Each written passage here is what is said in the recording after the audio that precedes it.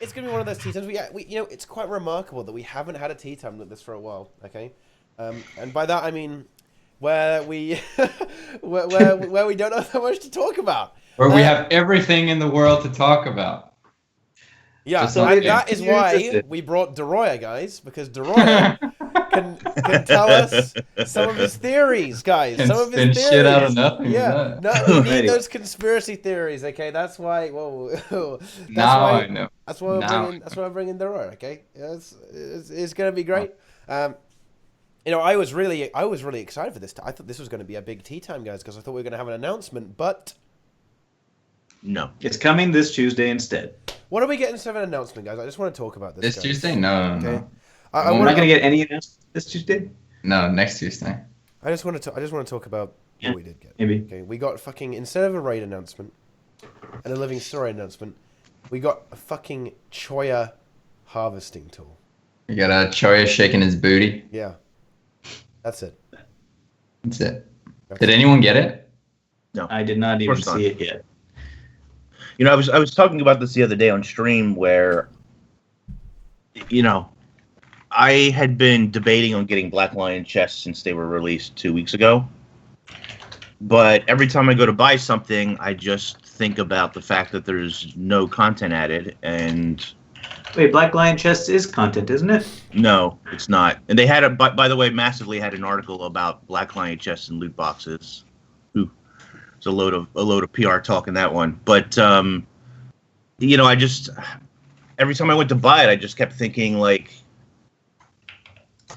should I really be supporting the game right now when there's nothing to do, when there's no content? Well, okay, guys, calm down a second. Yeah, calm down a second. We're still within I the feel 3 months. like we're roasting a little too hard here. I don't think it's that bad. I tell you what, the Black Lion chest is pretty good right now as well. Actually, I mean, I opened 150 of them. It's pretty good. How many did it take to get the mount? Every fucking week, mate. I got the mount after 100. Wow, it was bad, man. That's good odds. That's a good odds. Drop rate usually though. For a rare thing, wow. No, it's uncommon. But it was not rare. It was, It's uncommon. It's not rare. It's worth 2k gems though. It's worth 2k gems though, right? So it's pretty good. Yeah. I would got expect the gloves it to be as well. rare. I got the gloves as well. So How much is 100 keys? 100 keys is 4 lots of 25, which is 8.4k gems. 8.4k gems is something like 2.5k gold, I think.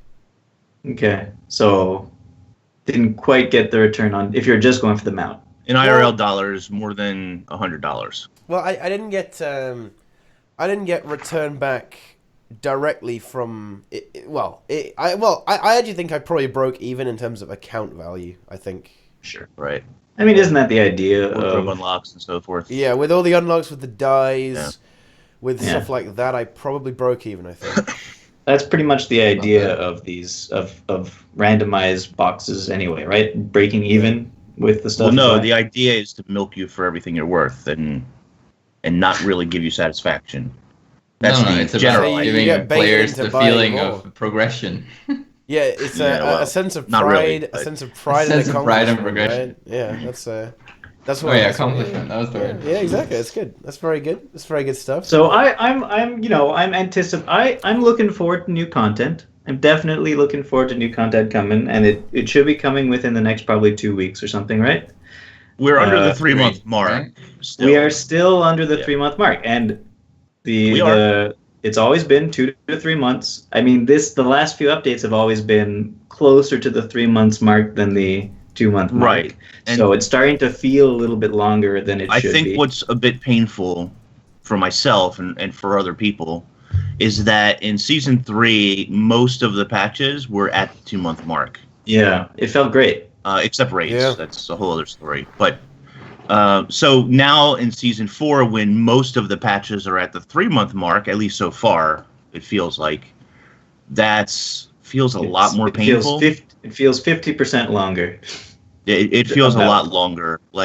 And I think part of the other issue for me too was, now they did a minor balance update, which is cool, and they added this underwater stuff, and they were like, I think we're going to add a little bit, just a touch, a spice of underwater content for you to do. You can go get these crate keys, and you can, but then they time gate it so much that. Wait, they time gate it? You can only get one a day. Unless you get a random one in World vs. World, I think, right? Well, yeah, they do drop randomly, but they drop from any enemy seemingly. Yeah, but I think they're I'm pretty sure. I don't believe that. I think they forgot some enemies, or at least instant contents like fractals. Somebody please correct me here. But fractals and dungeons, I'm pretty sure those did not have their loot upgraded. But Is everything it any else. underwater enemy? No. Any enemy. Oh, so I haven't gotten one yet. Yeah, anything. Yeah. Well, I think it's quite rare. I think it's very rare. It's very rare. Yeah. It's very rare. So it's very. So basically, you're gated to 1 key per day by killing 10 crate. And I don't know. It just feels like, why even bother? I mean, for people that do fractals, speaking of, you kind of get it just by doing 99 CM. You get the key without going out of your way. It's just part of your daily routine. Just killing the crate in the mid event in between Sayax and Mama. Sure. You just get it every day. But otherwise, it's like you can basically go to any body of water and just drop down, kill a few crate. Yeah, job done. They're the most common enemy in any body of water. My point is you get 1 key per day. Yeah. And then you're kind of done for the day, right? Yeah. I mean, you can do like me and swap to an alt account. If you have alt accounts, then you can get more than 1 key per day. But I went through today actually earlier and cashed in all of the keys I've gotten from all of my alt accounts. So I've opened about 120 chests now. It's worth it. It is worth it. That's a lot of alt accounts. The gold amount, yeah. That's intense, man. But it is worth it. Like now, hold on a second. When you say it's worth it, how much time did it take you to do all that, and how many? It's gonna be skewed when I tell you first, but like, because today it took me 3 hours to go through it, but that was because none of those characters had any of the necessary waypoints. 3 hours. Now I have the waypoint, so for any future runs, picking up the actual sunken chest is going to be just a walk in the park. It's going to be super fast. Right. But like the initial going and getting all of those 10 waypoints across the world is fucking shit. What kind of stuff do you get from the chest? Well, you get random blues and greens, but for me, the interesting part is either you get the ascended chest with the aqua breather, or you get the plus 10 infusion speed infusions. It's like 2 to 5. Yeah. 10. And the speed infusions today, just gathering all of that and picking it all together or strapping it all together, it's about 200 gold for 110 chest. So I mean, if you can do that, that's big money, man. That's big money. Like, all you really got to do is log into the account, jump into a body of water. You can basically just place your character like I do. Place your character in a body of water where there's crate and kill 10. It takes no more than 2 minutes. And then log onto another account. And it's a key. And then when you've got 10, go and do the full run. The thing is, it's super simple. The only issue is that it's time gated. And you can't just pick the same chest. In my opinion, you can't just pick the same chest every time. No, you have to go away. You have to go all across Tyria. My issue is just how time gated it is, how heavily time gated it is. Yeah.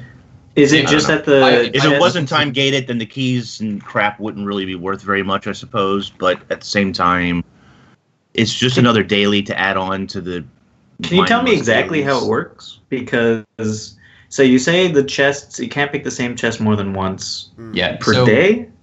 No, per rotation, so to speak. So the achievement basically keeps track of which chest. Oh, okay. So every 10, right? You have to do all 10. You have to do all 10, and then it resets. So whenever a chest has a tick, the chest won't open for you again. It has to reset the entire thing. Well, that's a shame. Basically, that's how it works. Like random users saying 99 days for max AP. It's just. It's definitely quite the time gate. Well, you know what is curious to me though, actually, this is something worthy of discussion. Is where are they going with this system? They obviously plan to extend it because they put in the game the infusion caps out at 30, right? But right now that is so ridiculously 50. Wait. You need to over 1 million. Goes to 50. Yeah, 50 AP. No. I mean, No. The 30 the swim speed. infusion. It goes Oh, to that. 30% swim speed. Yeah. Hey, in order to actually get that, at current market value, that's worth something like $1 million gold. Right? Well, That you can being get it. said, and it's the 30 crazy, it's plus is not worth it. ridiculous. Yeah, it's not worth it. That being said, I think that Shaman had sent me a message saying that if you had plus 30 plus normal swiftness or whatever, you're moving almost as fast as a mount underwater. Wow. Holy shit. Because I'm ready I for the think next expansion now. I think plus 10 is equivalent to the 33% speed increase. I think that's what the dev said. Yeah. Well, does it even stack with swiftness though? Yeah, it does. Oh, it does. Okay. It stacks with every other speed Ooh. increase that So you you are can pretty get. fast then. You're pretty fast. And Yeah, for some you can Aquaman get- RP. Become But pretty. it's still not worth it. It's still not worth the over 1 million. Well, the infusions million, that the you- million gold investment, right? It's. I think the real question is like, is it going to be how much underwater content are we actually going to get, and are we getting an underwater mount? Yeah, is this going to be a infinite continue coin situation, or is this going to be? If you get an Something underwater else. mount, then I don't really see the point of the underwater infusion then, right? Exactly.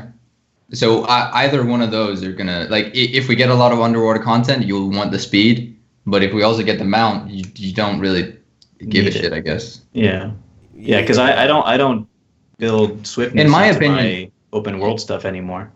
I think, in my opinion, they kind of just need to add more sources of it, not necessarily through an achievement, but say the aquatic fractal.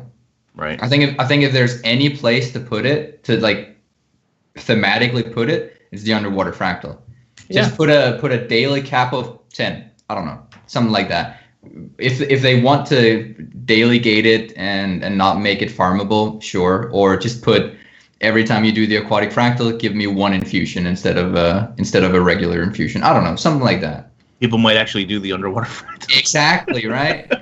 And then we have breathed life back into old. What if they put content, it into like the underwater dungeon? What is it called? Honor of the Waves. Oh, the open Honor of the world one? Waves. Oh, Yeah, Honor of the yeah. Waves. About that. But yeah, it's underwater, so definitely put it in there. But I mean, I don't know. It's an infusion. I don't know. I feel weird in general about them making an infusion and not putting it into fractals, I guess, and not giving it a Not stat infusion. everything So- belongs in fractals, Deroir. No, but Everything. infusions do, right? Yeah. I mean, I don't know, but I need content. I need something to do. So hold on a second. So this collection type, is there anything like that elsewhere in the game that it resets the collection once you've completed it? no. Is that something maybe they could apply something like that to CMs Underwater CMs. CMs. to make CMs repeatable? Ah, I know. Okay, so what you're telling me is that you turn on the challenge mode and it turns the whole instance underwater. Oh god. underwater. No, dude, that's so yeah. exactly what I was talking about. Yeah. Flip There side you go. becomes much easier, right? You can just swim to the I top. tell you what, Doom CM. You know, Ipos is right here though. Doom CM would be way easier underwater because you could just fly up and the boss can't attack you. In There you go. fact, most But raid, most What raid if he has a bosses would be- bubble? Oh What shit! if it just has a bubble and it goes just perpendicular across I guess Ender's Echo is also way easier to dodge because you can just swim up and down, as well. especially with the 30+ in speed Yeah, infusion. you're fast as fuck. Well, yeah, Fast as fuck, boy. after you've sold enough raids to grind the $1 million gold out, then you can finally afford it, right? After several years of playing. Yeah, dungeon frequenter resets. That's true. Yeah, okay, there you go. Oh yeah. Yeah, I was thinking of like maybe they could make CMs repeatable by having to complete all of them first in a week or something, and then I don't know. Yeah.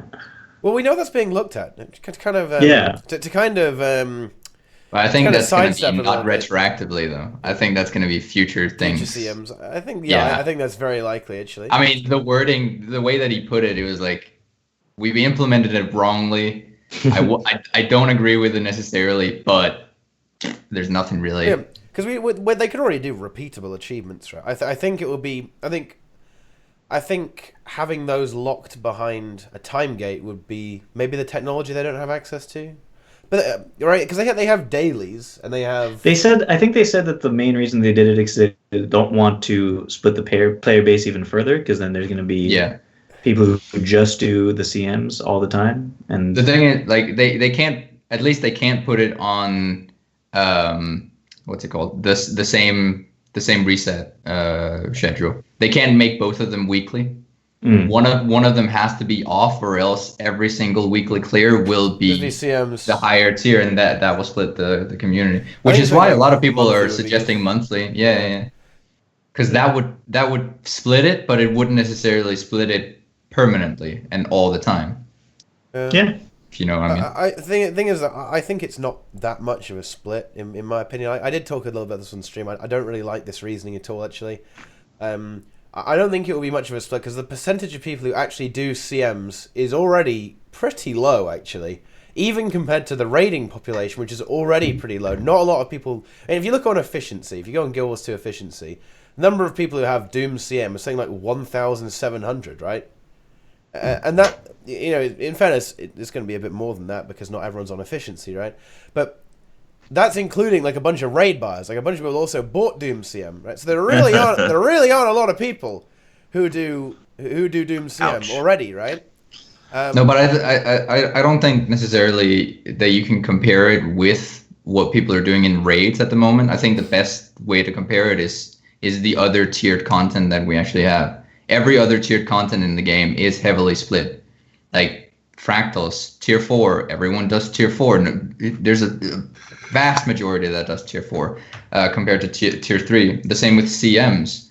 When they're daily, you see the occasional group that ask for the normal 100 or normal 99, but everyone else just asks for the regular CMs and T4. Unless it's 100. A lot of people try to avoid 100 if they can, still.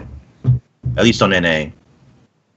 I don't know about that. I think people are quite a bit more familiar with 100 CM as well, though, and 99 CM, and it's only 5-man, so it is a little bit. It is. We meme about this, right? But it is easier to kind of get that together and organize something for a 5-man group.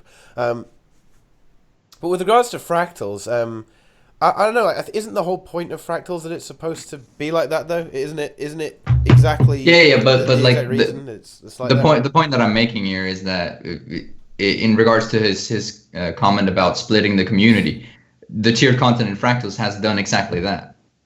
It split the community. Has it really? Has it really though? People want to do no, but that's the thing. We don't really have Is there really a tier 3 fractal community? I mean, yes, I am part of it. I am the champion of tier 3 fractals. When they were designing Fractals, did they ever really expect there to be? Well, that's exactly the point, though, Teapot. Right? That's exactly the point, though. The moment that you make CMs repeatable on the same reset as normal ones in raids, nobody is really going to go back and do the normal ones. I don't know. Not necessarily nobody, like 7 times a week. Let me tell you, dude. Let me tell you. All right, okay. I'll tell you this one for free, Deroir. Okay, I would not weekly CMs with Salt would give me a fucking heart attack, mate. I am not doing that. Okay, and yeah, no, I do. No, all jokes aside, no, Deroir is right here, but I think that I think that. What if CMs are repeatable, but the rewards? What if CMs were repeatable, but the rewards for it were basically the same as normal dungeons, as normal raids? That's how it is right now. That's how it is right now. Yeah. So then it's repeatable, but it's the same. So why do the harder one? That's kind of the thing. Exactly. Why do it if it's just for the fun? I mean, some people will do it, obviously, but I think monthly is fine. Minority. Monthly sounds good. Yeah, I don't see a problem with monthly. Every month you're going to group up to try and do the CMs, right? Yeah. Yeah, exactly. With good rewards, that seems kind of... I don't know, maybe I'm in the super minority, but I kind of miss monthly... monthlies, right? I kind of miss monthlies. And don't get me wrong, you would be able to complete the monthlies like in a couple of days. Yeah. In a day or two. I get that, right? But I don't know, I still kind of miss them. Yeah, I see that. Give you a little bit more reward for doing... I mean, in open world, it's minor nonsense stuff anyway, but... Still, yeah. So why not? I mean, that's sort of like a replacement for content in some ways. Just grinding dailies. Yeah, I agree. Grinding monthlies, though. Grinding monthlies. To kind of go back to this, though, I think to this splitting the community thing, maybe I haven't articulated myself very very effectively here, Deroir. But the thing is, I don't think it splits the community that much, because I think that the amount of people who do CMs now is low, even in the so that, like, the split, instead of like chopping it in half, right? Or so instead of, in other words, I don't think it would. Sorry, I don't think it would actually split it that much. I think the vast majority of people, even after they added even like weekly CMs, I don't think you'd have a lot of people doing them, honestly. You'd have more people doing them, that's for sure. And especially some of the easy ones, right? You'd see a lot of Cairn CM and a lot of Mercer Overseer CM. But I don't think you'd see a lot of Samrog and Demos CM runs every week. And certainly not Doom CM. Honestly, I think only the guilds with like balls of steel would do like weekly Doom CM, right? Like not a lot of people would do that because of how annoying it is. I mean, as time goes on, this is where the risk might come in, and this is where the splitting the community thing. As time went on, you would start to see more and more, right? It would tend towards that. As people learn the challenge modes, you'd start getting more and more people. So that you can imagine. Oh yeah, KCCM as well. So you can actually imagine the situation where eventually coming into it, like, you might end up with not a lot of normal mode groups. But I think there will always be normal mode groups, actually, because of that reason. Because I think it is a bit more of a step up. I think it's a bit more of a step up, honestly, from fractals to CMs than it is in raids. I think raids are a bit of a increased distance. I have a question. What was that? Yes, thank you. What was that thing for legendary armor that was in open world and nobody really liked doing it? The procurement tokens or something like that? Oh, provisioner tokens. Provisioner tokens, yeah. What if the CMs are as they are now? You do them, you don't get any extra bonuses or whatever, but you get one procurement token. Provisioner token. Honestly, no. Do you know how easy they are to get? I mean, yeah, they're not. That's not a very good reward. I'm not gonna lie, dude. So I mean, but it lets the people who raid. It literally takes 2 minutes a day. That way. Oh my god. I mean, yeah, I guess I see where you're coming from. But yeah. To if I may go back for a second to Teapot's argument a second ago, I think more of the issue, as you said, with like splitting the community will happen over time, because it's a question of spillover in both directions. Like, there's going to be worse players or more comfortable players wanting to get the better rewards in the CMs. They'll spill over there, but there will be less of the good players spilling over into the normal modes, because they'll constantly want to do the CMs. And so the spillover will always favor the CMs, and so over time you'll get this huge skewed favorism in the community.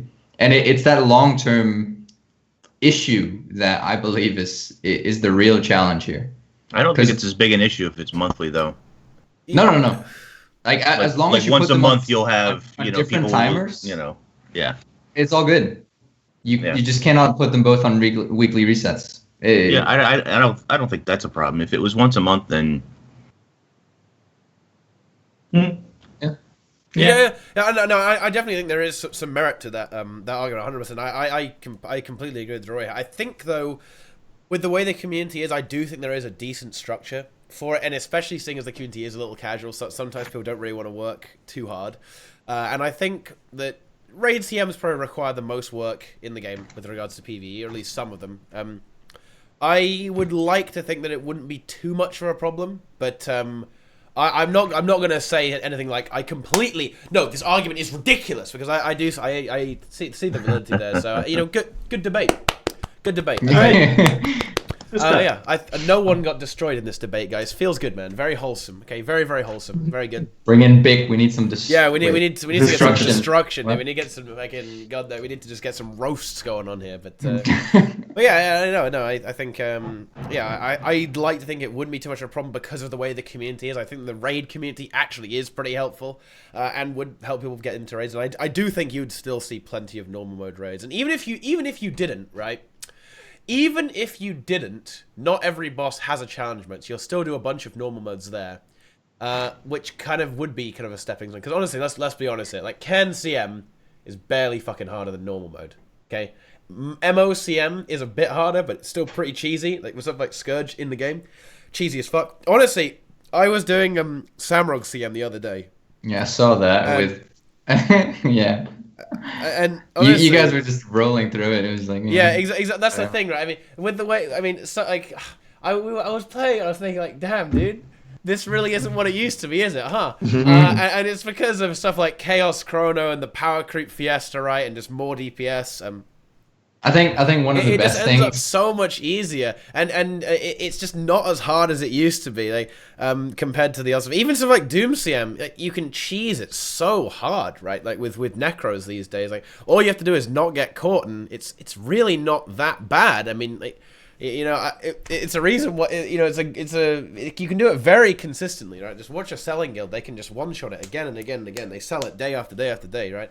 And a big part of that is because like power creep and well, actually, when I said power creep, I just mean stuff like fucking Chaos Chrono. It's just it makes stuff very very cheesy. So do you feel that Chaos Chrono needs to be addressed? Probably. I think Chrono in general needs to be addressed, but I'm not even sure if it's possible. That's the thing. But I think we need to let Deroir. He needs his words. I just had a quick note. It was just on the topic of those CMs and your stream the other day. I think my favorite moment was like right at the start after you killed Ken, and I think it was Georges who just like he was like, oh look, I got extra loot. Oh, and you were going through, yeah, you get this and you get that, and he was like, I get more of this, right? And you'd one shot it, and he was like, oh cool. And I just sat there thinking back to the moment when I was doing CM and like the hardship of like practicing getting. Got it, boys. And I was like, yeah, oh, boys. Shit, fuck. Yeah. the enjoyment. He was like, oh, extra loot. Yeah. I was like, Once again, Salt boosting the community, boosting plebs through this game, man. Unbelievable, boys. No idea what he was getting. He was like, oh, cool. Oh yeah, CMs. Nice. Yeah, nice. Yeah. Yeah. Rewards. I'm not used to this. That's nice. Yeah. Yeah. Okay. Boots. Right. Yes. Right. Build God boots. Build Lord boots. You think you should get someone else? Nerf Chrono for us. Okay. No more illusions. What? No Only clones? No, a clone is an illusion. Okay, so like not just they don't have an extra mechanic. I mean, you wanted me to nerf them. That's how you do it. I don't know. That wouldn't be good enough, though. How would that be good? I guess the continuum would be way shorter because you don't have any clones. Yeah, exactly. Yeah. Well, is that good enough? There you go. It is nerfed. I mean, it's not wrong. Delete Chronomancer. Yeah. Well, yeah, I don't know. Like, did the nerf to continuum split do enough? I guess not. They still have a rotation that works pretty well. They still do over 20k DPS. Well, I mean, if you play a DPS variant, but I mean, I guess on a perfect golem, you can still do some. Actually, no, wait. As I understand it, dueling illusions doesn't really work that well anymore. I think it works okay, but only if the boss never does anything and you land every well. I think. So I mean, I guess it technically works, but not too well. So, is the main problem with Chaos Chrono right now that it's giving basically every boon in the game really easily? Honestly, Chaos Chrono isn't that bad. I mean, the thing about Chaos Chrono that makes it a bit cheesy is the fact that it has very good access to stability, which makes it very good, especially on stuff like Samrog CM. Like that's kind of difficult to get. Like usually you just stack up Guardians. But as we saw, we saw like the extreme edition of this in the raid tournament where the guilds would just stack Weavers, give them stability with Chaos Chrono, and then you have like the ridiculous damage output of the Weavers, and they can never get interrupted because they just have stability the entire time. Like that's when, and the whole scary thing about Samrog CM is that you can't dodge his knockbacks sometimes. But if you have stability, his knockbacks don't do anything. I feel like actually that's a good point. That's a good point. The stability on that trait has always been a little bit insane, hasn't it? Like just shatter and you get stability, and you have so many clones that it doesn't really matter. Yeah, because the thing is, you don't there's no reason to keep clones up anymore. And the thing is, Chaos was already nothing changed in Chaos. It was just the fact that Mesmer changed. Like now you can just shatter as much as you like and not really get punished for it. So that trait is just going crazy. Like it just shits out boons because you can just shatter constantly. Yeah. So it's only after the rework that's become a problem, really. But it's not really Chaos because the thing is like. Even if you, I guess it's like it's finally the symptom, okay? In the same way that I'm struggling to breathe, I'm dying.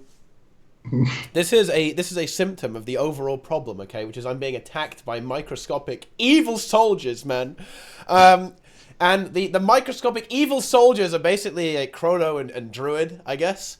Because even if you remove Chaos, you basically don't even lose that many boons. You just lose stability, pretty much. You lose stability, and that's it. Because after that, you still have Druid, and Druid gives it gives it to like 10 people. It gives Might to 10 people, Vigor to 10 people, Fury. It even gives some stability on the heal. Like it removes a few. It removes the stability, but that wouldn't really. So do the real anything. problem is that everything is overpowered right now. Honestly, like to be honest, like it sounds a bit hyperbolic and sensational to say that, but it's so true, man. Like pretty much everything is really, really busted right now in PvE, and that's kind of. I mean, we've gone a little bit off track of it. It's kind of it's nerfed the content. Like Samrog CM is a fucking joke. Nowadays, I mean, I say that from I realize I say that from the experienced raider who's done it a whole bunch of times. Seriously, any group can just basically, if you have a good Mesmer, 2 good Chronos, 2 good Chaos Chronos, you can just completely ignore every fucking mechanic, right? And you can also, this is, if you want to do that, you can actually take Firebrand as well, because Firebrand has the capacity to shit out stability as well. If you have a Firebrand in each group, not only does it do really nice damage, right? But in addition to that, it has like insane boon output as well. Like there are really easy ways with the way the classes are right now. A bit of power creep memes and boon availability memes that you can really trivialize the hell out of some of this content. Do we need some new bosses with maybe a little more boon hate? Yeah, I think stuff like this is why stuff like Doom. Honestly, stuff like Doom. Arena are now designing the bosses around this, which is why you see stuff like Doom. With the boon rip, with it completely unavoidable, like not dodgeable, not distortable, nothing. Like you can't avoid getting soul ripped, right? You can't avoid getting picked up by Doom CM. You can't avoid if you get hit by his Doom fire. Like the only way to avoid it is by not standing in it, right? You just can't be in it, right? Right. And that's because Arena is kind of forced to design raids around the fact that players are going to have every boon in the game permanently, right? And that's, of course, we originally saw this in World vs. World. Before the Chrono nerf, we saw this in World vs. World, where groups would be running around with literally 25 stacks of everything permanently, right? And it was just like Boon Wars 2, which is pretty ridiculous. They bopped inspiration. Yeah, so they bopped the signet, but then it didn't really work. It didn't really work in PvE that much. That's for sure. It kind of made it. It killed Revenant, so it did one thing. Okay, right. Okay, Inks. I have bad news. Okay, Rev was already dead. It was just that everyone sucked at the time, dude. What are you talking about? It was easy resistance. Two Chrono was always better. Okay. Fair enough. We just undervalued Alacrity because everyone was fucking trash. Okay, everyone was garbage at the game. That's where I excel, where everybody else is garbage. Yeah, it's my place where I excel best. So honestly, this is gonna sound real. I don't even know what they can do at this point. Like, we're in a very weird situation because I don't see the way I see it. Chrono will always be busted or complete garbage. I think with these classes, it's really difficult to actually find that, okay, this is fine, right? Because I think... no, that's not true. Like, I mean, Chrono will always be decent if it still gives that alacrity and that quickness. It doesn't have to give every boon in the game to be good. Well, the thing is, though, even if it just gives quickness and alacrity, I would still consider it pretty busted. Yeah, okay. That's what I mean, right? Because that's what it used to do, and that's what it does now. And on also top has of that, dodges it has the CC and the tanking capability as well, right? Yeah. So it's. The thing is, like, Mesmer is kind of attached to that. You can't really get rid of that. Mm. So it's a little tricky, you know. It's a little. It Tricky. is. It is. It's almost as if balancing a game like this is difficult. But well, What? here's the thing. Who would have thought? Here's the thing, though. Here's the thing, though, Boots. Like, this is why I think we're in a weird situation with regards to balance. It feels like almost every utility class is like this. I feel like if they remove the unique buffs of Druid, it's just deleted, right? If you remove the unique buffs of Mesmer, it's just deleted. It feels like there's a lot of classes that either have to be very unfair or they're going to be trash, and that's kind of So that's what I mean. Yep. I think ArenaNet is we find ourselves in a tricky situation, and I think the tricky situation emerged with Heart of Thorns and Chrono and Druid. And the thing is, the only way out I see, guys, okay, and this is going to be a controversial one, is that they basically have to just nerf it into oblivion, right? They have to just nerf it into just take your Chronomancer, just go back in time before Heart of Thorns, and then just delete Heart of Thorns, and you'll be fine. You have the time stone, Inks. Yeah, Let's see exactly. Let's go. No, you can't see it. Secret. Oh shit. Speaking of raids, though, do you think that they're holding raid content for these big triple releases? Yes. Yes, and even though they said they wouldn't do that. Oh, yes. This and it pains me. Yeah, let's talk about this. Genuinely, if we see a triple release again, I'm gonna be fucking mad. I am. Come on. This release is going to be a triple release. What if they're holding back the story? What if they're holding back the story for the raid release? No. Ooh. I mean, either way, it would suck ass. Yeah. That's kind of the thing. Split it. Give us more over a shorter period of time. Just put it out when it's done.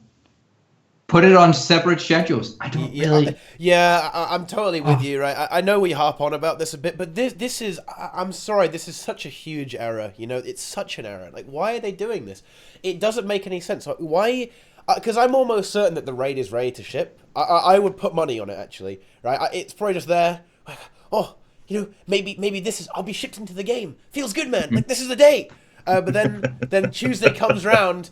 And fucking Mike O'Brien kind of like looms over the trash cans. Oh, not today, little buddy. You know, like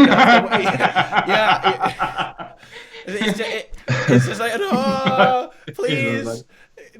It's why I don't know. It just doesn't make any sense. Just give us the content when it's ready. Just hook us up, man.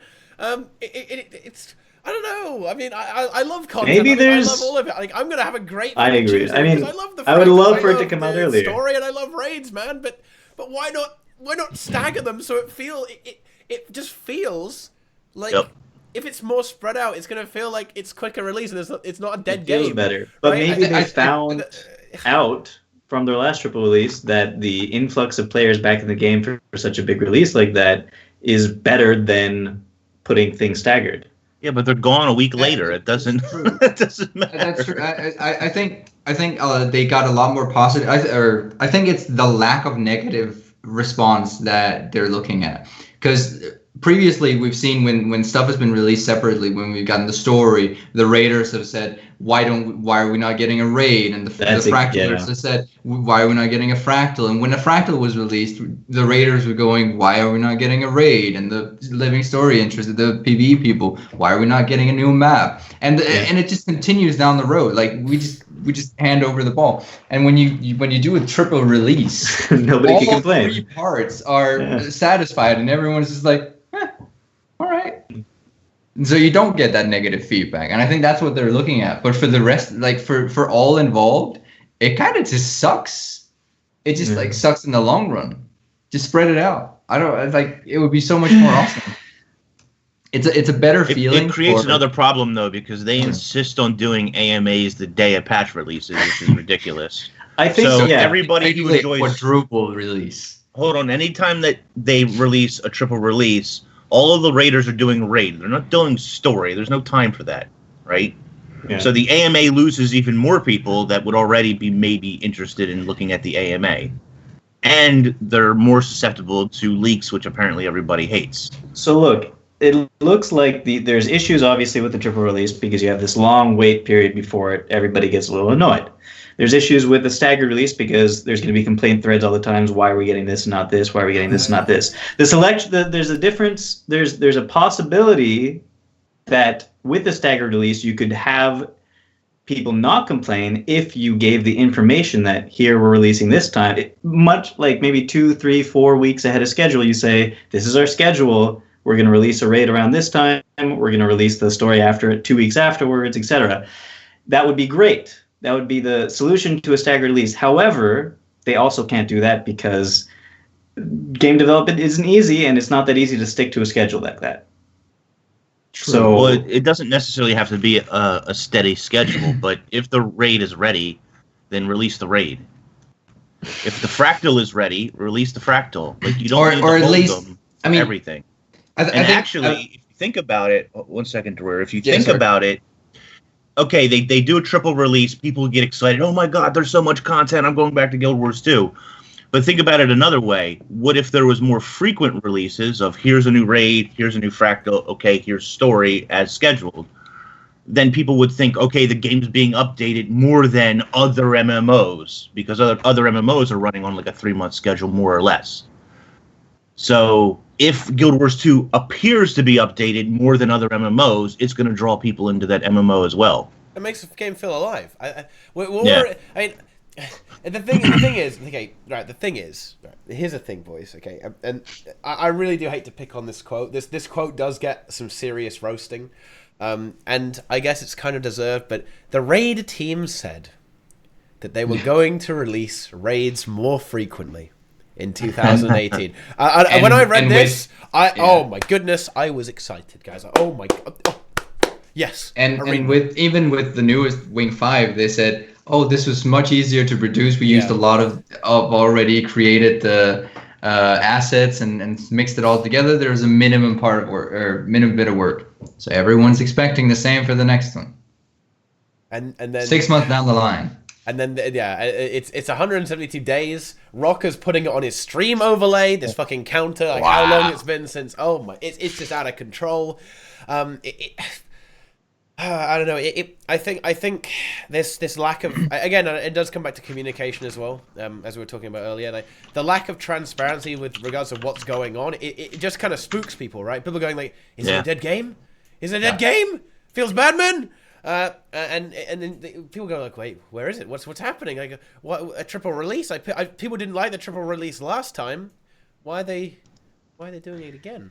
I don't see how you could possibly say that. Like I don't see how you could. I mean, I know it's a meme just to say dead game, but like how things are at least coming every 3 months. How can you possibly say, "Oh, I guess they're done making content now"? Because it's because the veterans know that. Because memes, right? And anyone who's came in with Path of Fire, all of the new players have not gotten that super smooth experience.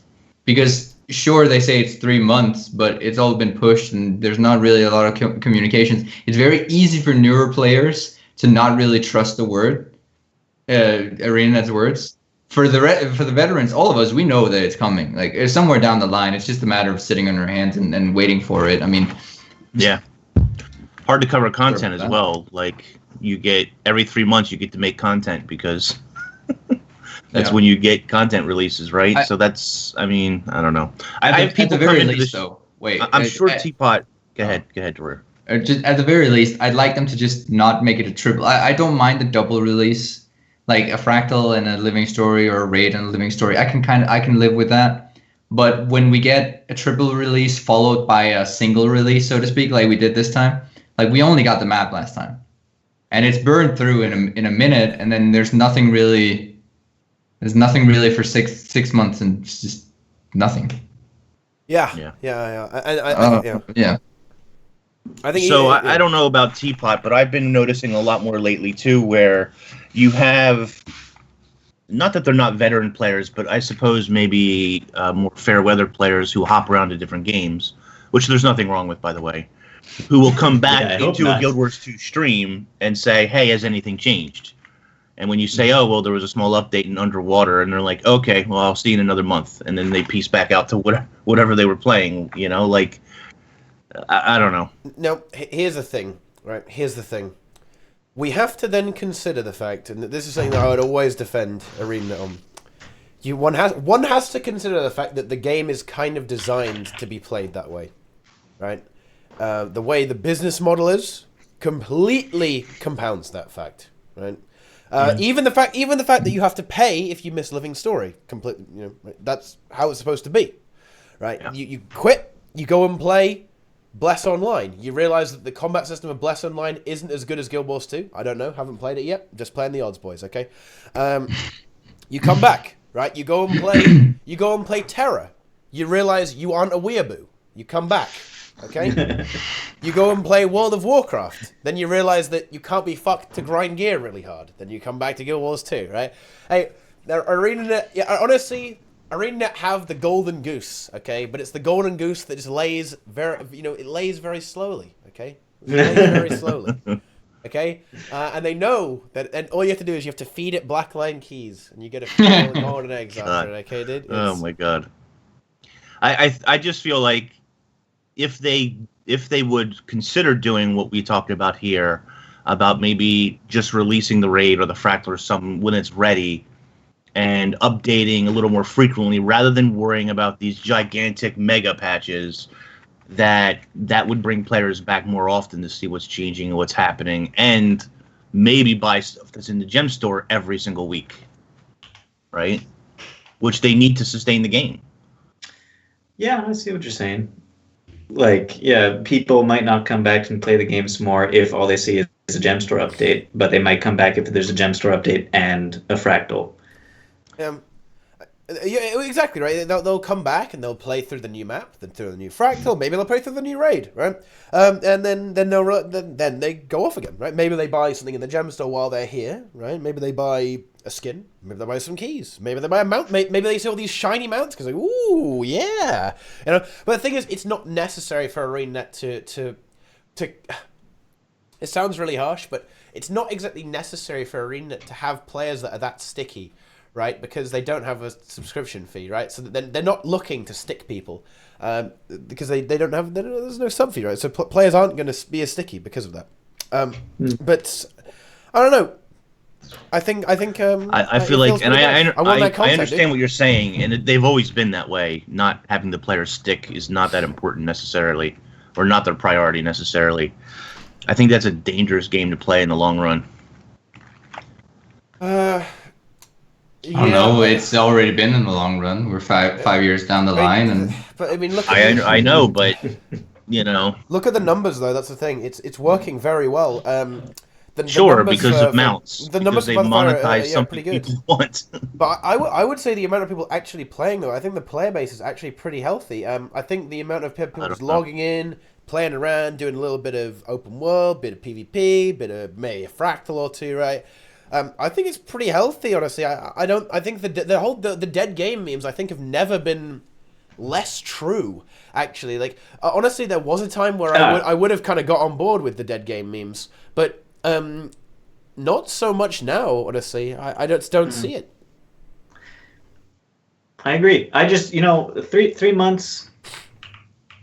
I guess for my final takeaway from all this is I think it's fine what they're doing. A little more communication would be great.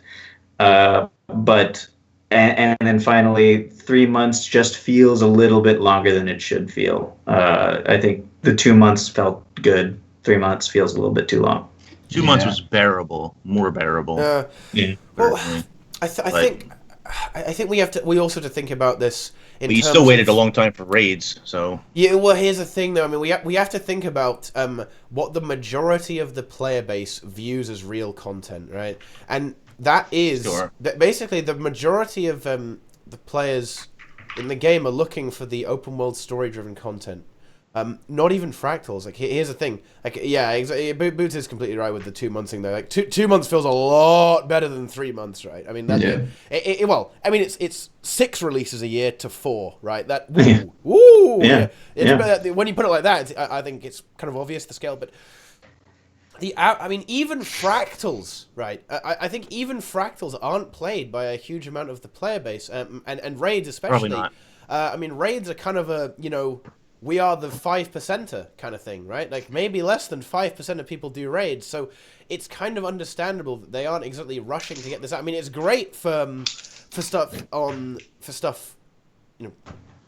for the veteran players, right? Like, people love that shit. Like, and the people who really grind the game hard love raids, but the majority of the player base don't really raid, and they don't even do fractals, let alone challenge modes, right? In fractals, if you actually, like, the amount of people who actually do challenge modes in fractals probably isn't that high. And here, like, guys, I don't hate casuals, right? My boys, okay. I love that shit, okay? I don't have a problem with it, but that's kind of the reality of the situation, boys, okay? That's the reality of what's going on here, and that really is fine, okay? Like, that's great. That's how Guild Wars 2 is, and I enjoy the Living Wall stuff. It's really good, but the thing is, like, the reason why I think we see, this is rambling a little bit because my brain is dying, but the reason we're seeing triple releases is because kind of the only thing that matters, like, this is going to sound really fucking harsh, but the thing that is actually important is the living story and open world content, because that is what is going to be engaging the majority of the player base. And in addition to that, it keeps people engaged as well, because as Base was saying, the Istan map has a lot of replayability. Well, not exactly replayability, but it's grindability. You can get what you want out of the game by doing this map again and again and again. And what most people want from Guild Wars 2 is to look pretty and to be rich, right? And get some legendary swag, right? And that's why it's really good. The one thing Istan map is missing is FPS. Nice meme, dude. Yeah. Nice fucking meme. Yeah. But my counter argument to that is those casual players, the bulk of the player base, let's say, who does play the majority of the story, are still going to be there every 2 to 3 months to play that story. So then why not trickle out fractals and raids to make it seem more alive for those who do that content? Because it wouldn't affect the perception of. It's true. You're right. The story nowadays, right? I mean, the only reason why people are saying why are they only releasing raids and they don't care about story anymore, they only care about the 1%, was because it was right after HOT, during that like 6 month, 8 month drought, 10-month drought or whatever it was, yeah. And yeah, so that's why they were saying that, because it was the only content coming out at the time. And I don't think they've had that. I don't think we've had that complaint since we've had this new schedule, have we? Wait, which complaint? You mean that kind of the drought? Complaint, the complaint that they only care about raids, or they only care about fractals, or they only care about. Nobody ever says they only care about PvP. They don't release that content. You'd be very. I think you'd actually be mistaken there, Boots. Really? The amount of people I see complaining about how Arena only cares about raids, they only care about fractals. Even now, man. Isn't that always tied to a balance patch though? Because I always see that, like, in like coupled those complaints coupled with balance patches, like, oh, they touched this because of raids or fractals, or this does happen quite a lot. But I mean, the open world builds aren't really. I think the raiders mustn't kind of, well, the PvE crew, I should say, will kind of exist as PvE. We shouldn't have kind of exempt ourselves from this. Honestly, it's kind of an endemic thing within the Guild Wars 2 community. Whenever something gets nerfed in a game mode, the other game mode people shit on that game mode because, they're ruining my game mode, man. So that is a bit of a thing. Right? Everyone shits on each other, right? It's kind of it's kind of bleh. But no, it does still happen, unfortunately, and it will happen even more when they release a raid, right? When they release a raid, they go, oh, what is this? This content, I can't access it. I'm too noob. Where's my story mode? Yeah, where's my easy mode? As soon as the raid comes out, there's going to be that thread that says, guys, the difficulty of the recent raid wing really highlights the need for an easy mode in raids so I can experience the story. Okay, there's going to be that fucking forum post or Reddit post every time, right? Every single goddamn time. So do you think that it's possible that the current schedule we have of it happening every 3 months now instead of every 2 months is less of a it's releasing when it's ready deal and more of a they have plans for this set amount of episodes? Both. And they have a plan for an expansion in 2 years, and they need to spread out the episodes. Yeah, I agree with Inks. It's a question of both. It really is. They have to make this non-story work in the long run. Because maybe I'm the only one, but I'm not digging the Joko story whatsoever. It seems bland. It seems simple. I don't know, man. Explored a whole lot yet. He's got a plague and he's going to use it. And yes. So I think it might be building to something, because every time I read writer dev comments, they are always like, "Oh, just wait to see what's coming." Yeah, but it's building to something that, to me at least, it seems too obvious. And I think when I read some of the dev comments about what's going to happen, it's always not necessarily related to the big outcome of what the story is going to tell. It's all the peripheral stories, like, oh, we so love how Bram's story arc is gonna go, and we so love how this other little storyline is gonna end out. But it's never really the big topic of the day. It's never really the dragons. It's not really Joko. It's focused on the characters. Someone in chat makes a very good point. Remember Living World season, the previous season, the first 3 episodes were kind of not really that exciting either. I mean, especially I think the 3rd episode in the last season was Cracking the Ice, which is, I think, my least favorite episode. No, that's everybody's favorite episode, when Bram becomes everybody's favorite character. Right, exactly. But it was like 90% of it was making a potion to get into a place that doesn't matter. And but I think But hold on a second though. Okay. But I'm just saying that there's always going to be episodes that are building to something, that are more filler episodes. And I like, but that's not my issue though.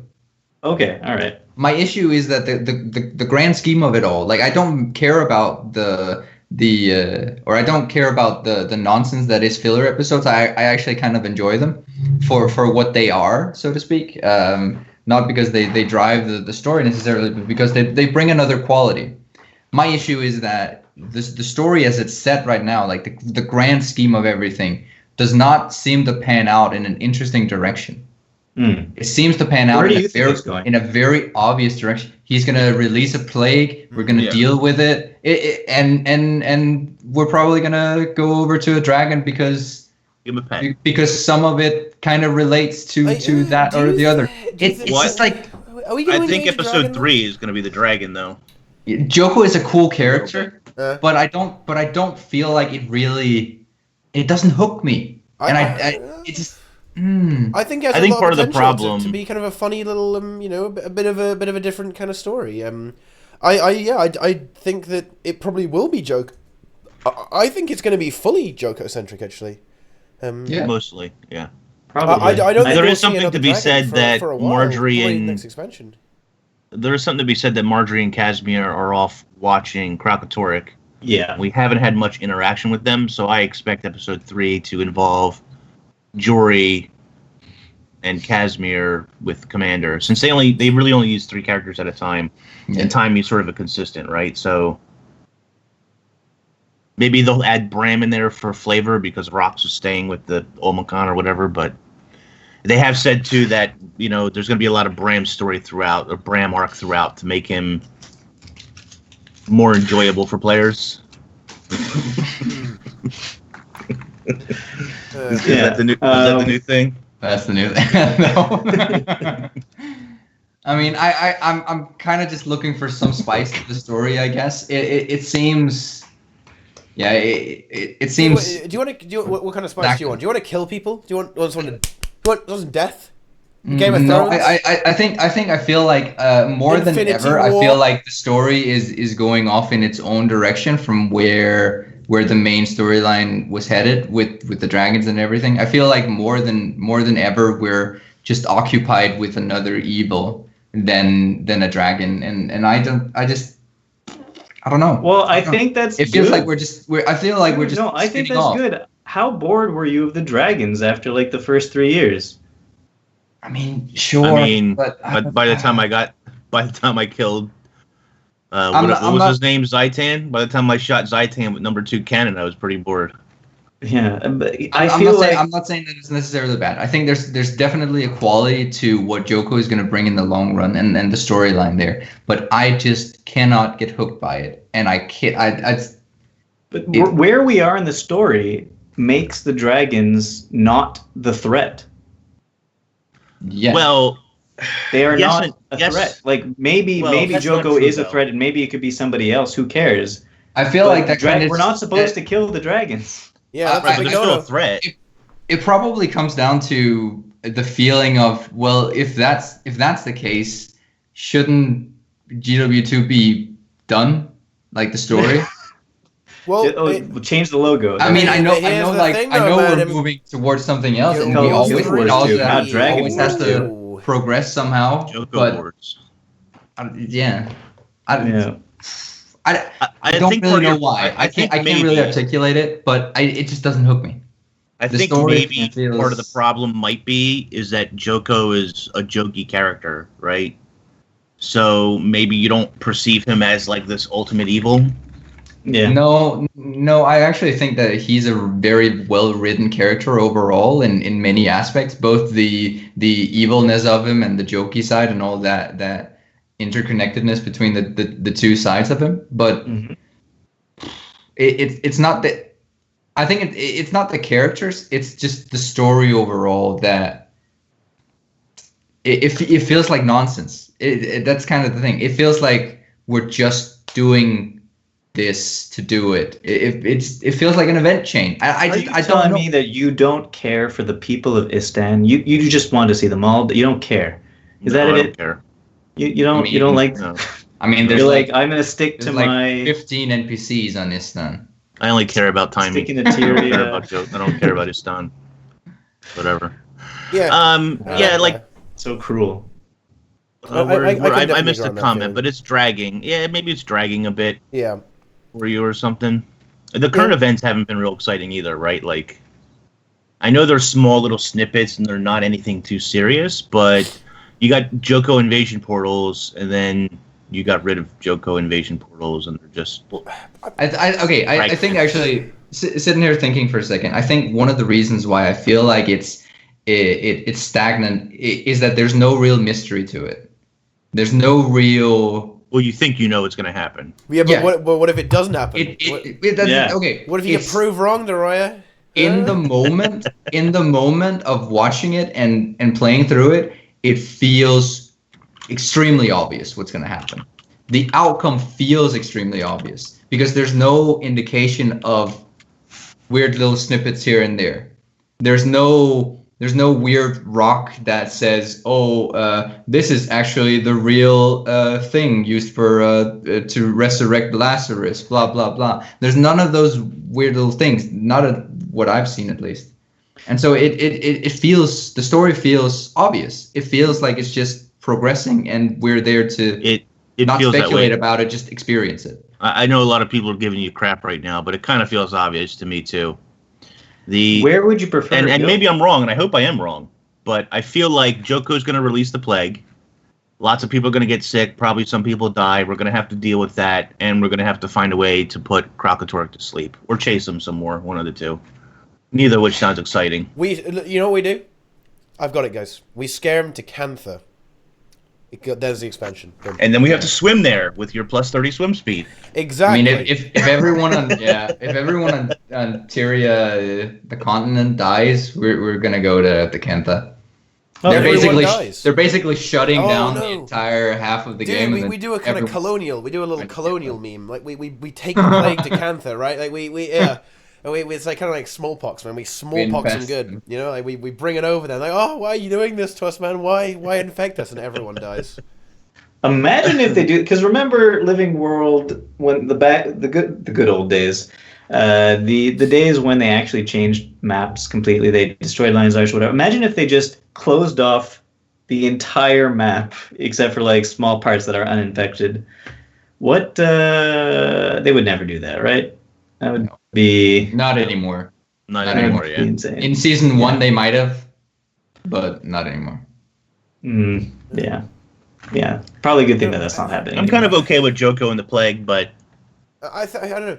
I think the We'll reason see. that the pacing has been adjusted is because I think that the previous writing in the game has been criticized for being very rushed. So that's why I think maybe it's slowed down a little bit, or at least. Well, and there's proof of that as well. ArenaNet has been, for those who have been paying attention to their guild chat shows, they've been sort of going, I don't want to say going out of their way, but they've been producing a lot of those shows to say, here's what's happening behind the scenes with narration and writing and world building and so on and so forth, where they talk about the recording process and all that stuff that's going on, right?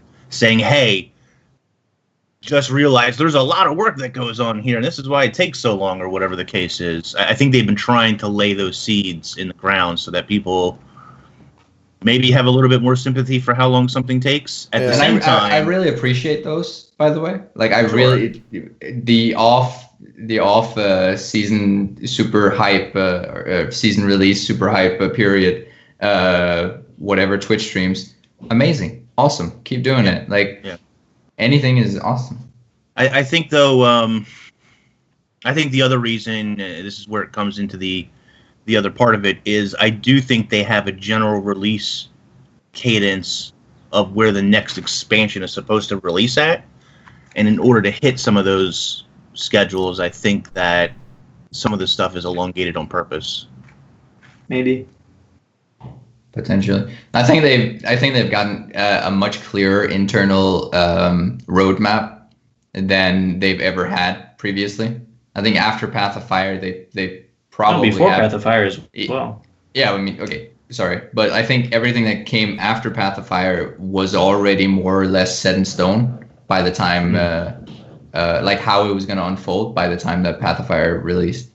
Probably. Like how many episodes, where are we going to end up? Like, where's the next content? Where's the next expansion going to go? PvE story. Something like that. Right? Yeah, Not any necessarily world versus world or raids or. No, not necessarily. No. I mean, like, just the general story of it. And I maybe that's why it feels so obvious to me, because I don't know, maybe it's too obvious for them as well.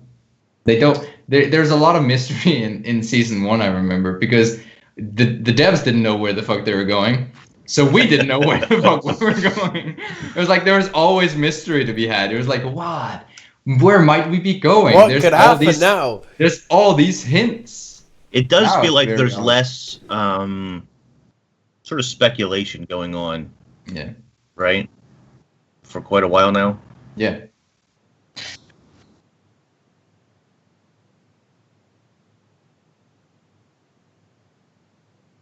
Yeah.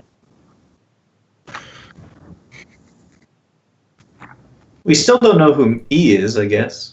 No, he's dead. Oh yeah? He's dead? No, He's not dead. I mean, he's just a mystery. Mystery. That's it. Mystery, yeah. That's it. Like, he's, I don't know. So, like, okay, do we actually have any muted? What? No, we're not muted. No, They're trolling on Chad's fucking trolling, dude. Chad's fucking trolling. I was muted when I was coughing my lungs out, dude. It's fine. Do we have any indication of where Marjorie and Casimir is actually? Have I glossed over that? Honeymoon? What's this? No. Like, Inks, you said it a second ago that Marjorie. Yeah, in episode 2, and I forget how they tell you because I haven't played it in a while. It's been almost 3 months. But sorry, noise. In episode 2, they tell you that Casimir and Marjorie are following Kralkatorrik, and he's on top of a mountain, and that's why you can see on the map his big trail that loops to the top of that mountain. So do you think we're going to that mountain? I think that we're going to have an episode that involves them. That'd be cool. Somehow Joko interferes, maybe, and that's how he gets involved in the story again. But yeah, I think it's going to be Casimir, Jory, and the commander. Maybe Bram sneaks his way in there because we want to develop him. But I think that'll be the core of the story. If not episode 3, then episode 4 for sure. I'm pretty curious as to where the next map is, just in general, because I don't really. At this point, it could be literally anywhere, and I don't know. Like, there's no real. I mean, there's hint that they're close to Kralkatorrik, or they're going towards Kralkatorrik or whatnot. Yeah. Somebody, you guys might have probably seen it and seen the response from ArenaNet. The leak of like the two maps. It was a long time ago. Yeah, the Sandswept Isles and the Moon Fortress, Gandera, the Moon Fortress. Somebody had apparently painted that like on his own volition and released it as a leak. And like, I mean, pretty impressive that he guessed the Sandswept Isles, right? I mean, yeah, it was a good try. But after it was really revealed that it was all fake, I have no idea where we might be going. Like, well, we still have some more of the island left, right? We do have some more of the island left, but it could be anywhere because I mean, Joko, he has the plague, right? He's gonna get us good. He's giving it to me already. The common Ebola. Yeah. I don't know. I think what they're doing actually with the map selection right now is that they're basically just they're picking a spot that they want to go. I don't think that there's any contingency necessarily, like continuation of any maps, or they're not making it right beside each other. They're not trying to fit it into the environment. Season 3 wasn't like that either. They're plotting. Yeah, exactly. They're plotting down. This could tell an interesting story, and I really like that. I really actually like that. So we need Taimi to make a cure for the Scarab Plague, right? With her friends, her new friends. Possibly, yeah. We also assume that he can tell. It's just gonna be Aurene that flies over everyone and cures the evil. Yeah. Well, I mean, we know we're gonna have something to do with that. I mean, I'm sure she can do something cool. You know, breathe on people and cure them. Hey, that's building up, right? As we go through, we're getting more masteries, and eventually we're gonna end up obviously with the dragon mount. Okay, it's gonna be some kind of dragon sequence, but. I mean, it's got we do have a lot of strands as you guys. We have a lot of strands going on right now. We have the Timey memes going on. You got the the kind of the Joko memes, and then you have the Kralkatorrik memes, and you have Brahim. I mean, he's a dead meme, but he seems to have gotten over the annoying parts of it. Yeah, he's way less annoying now. It's true. He's just a bit he's angsty. I mean, he's in a tough time, right? He's. There's probably hair growing on his face right now. It's just starting to grow. Like it's new strange hairy places, right? He's coming to that age. So we're experiencing that firsthand within our. Is he gonna start like his voice gonna start cracking? Yeah. The voice like is sort of. That's not right. I don't know about that. Wouldn't it be great if they just changed voice actors and gave him like a deeper voice actor? An even deeper voice. Even deeper.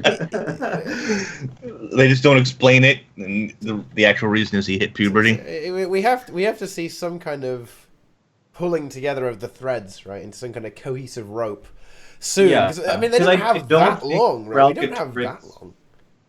I don't think Kralkatorrik's arc is. I think Kralkatorrik's arc is probably going to extend between Living Story and this season Living Story and the expansion. The expansion won't be concentrated on Kralkatorrik. I'm thinking that we won't deal with Kralkatorrik in this Living Story. Do you think he's going to fly to Cantha? No, I don't think he's going to fly to Cantha either. I think the most likely that would be stupid. That would be stupid if he flies to Cantha. That would be kind of like, okay, wow, that's like the biggest. It's not a Deus Ex Machina, but it's like that's the biggest like. Yeah. Yeah, Balthazar's he running. He flies to Cantha and he leaves a big crystal bridge we have to cross to get there. The crystal bridge. There you go. Crystal bridge, so we don't have to have that speed infusion plus 30. That's right. No. I mean, you can if you want to, but you can just take the road. I think it'll be more. My best solution to wanting to go to Cantha would be. We've heard word from the Order of Whispers or something, or the Order of Secrets, saying that the Emperor has hunted down the underwater dragon and is about to kill it, and we have to go tell him not to. Basically, yeah. And so it'll be a lot more like a lot more intrigue, I guess, with the Cantha than it is just plain dragon fighting. Does Queen Jenna get shoes finally? No. It won't happen. I feel bad for her. It's tough walking around in bare feet all the time. Yeah. Do you know that from experience? You know that from experience? You walk around. Yeah. Splinters and hookworms and whoa. nasty stuff. Wait, what? Well, you have footworms? Thanks. Hookworms, yeah. She's got those invisible slippers though. She's got those. Random If I were uses. Joko, if I were Joko and I had portals that could go anywhere and I had a scarab plague, what would I do? I would make portals that teleport directly into the throne room of every single city and kill the leaders.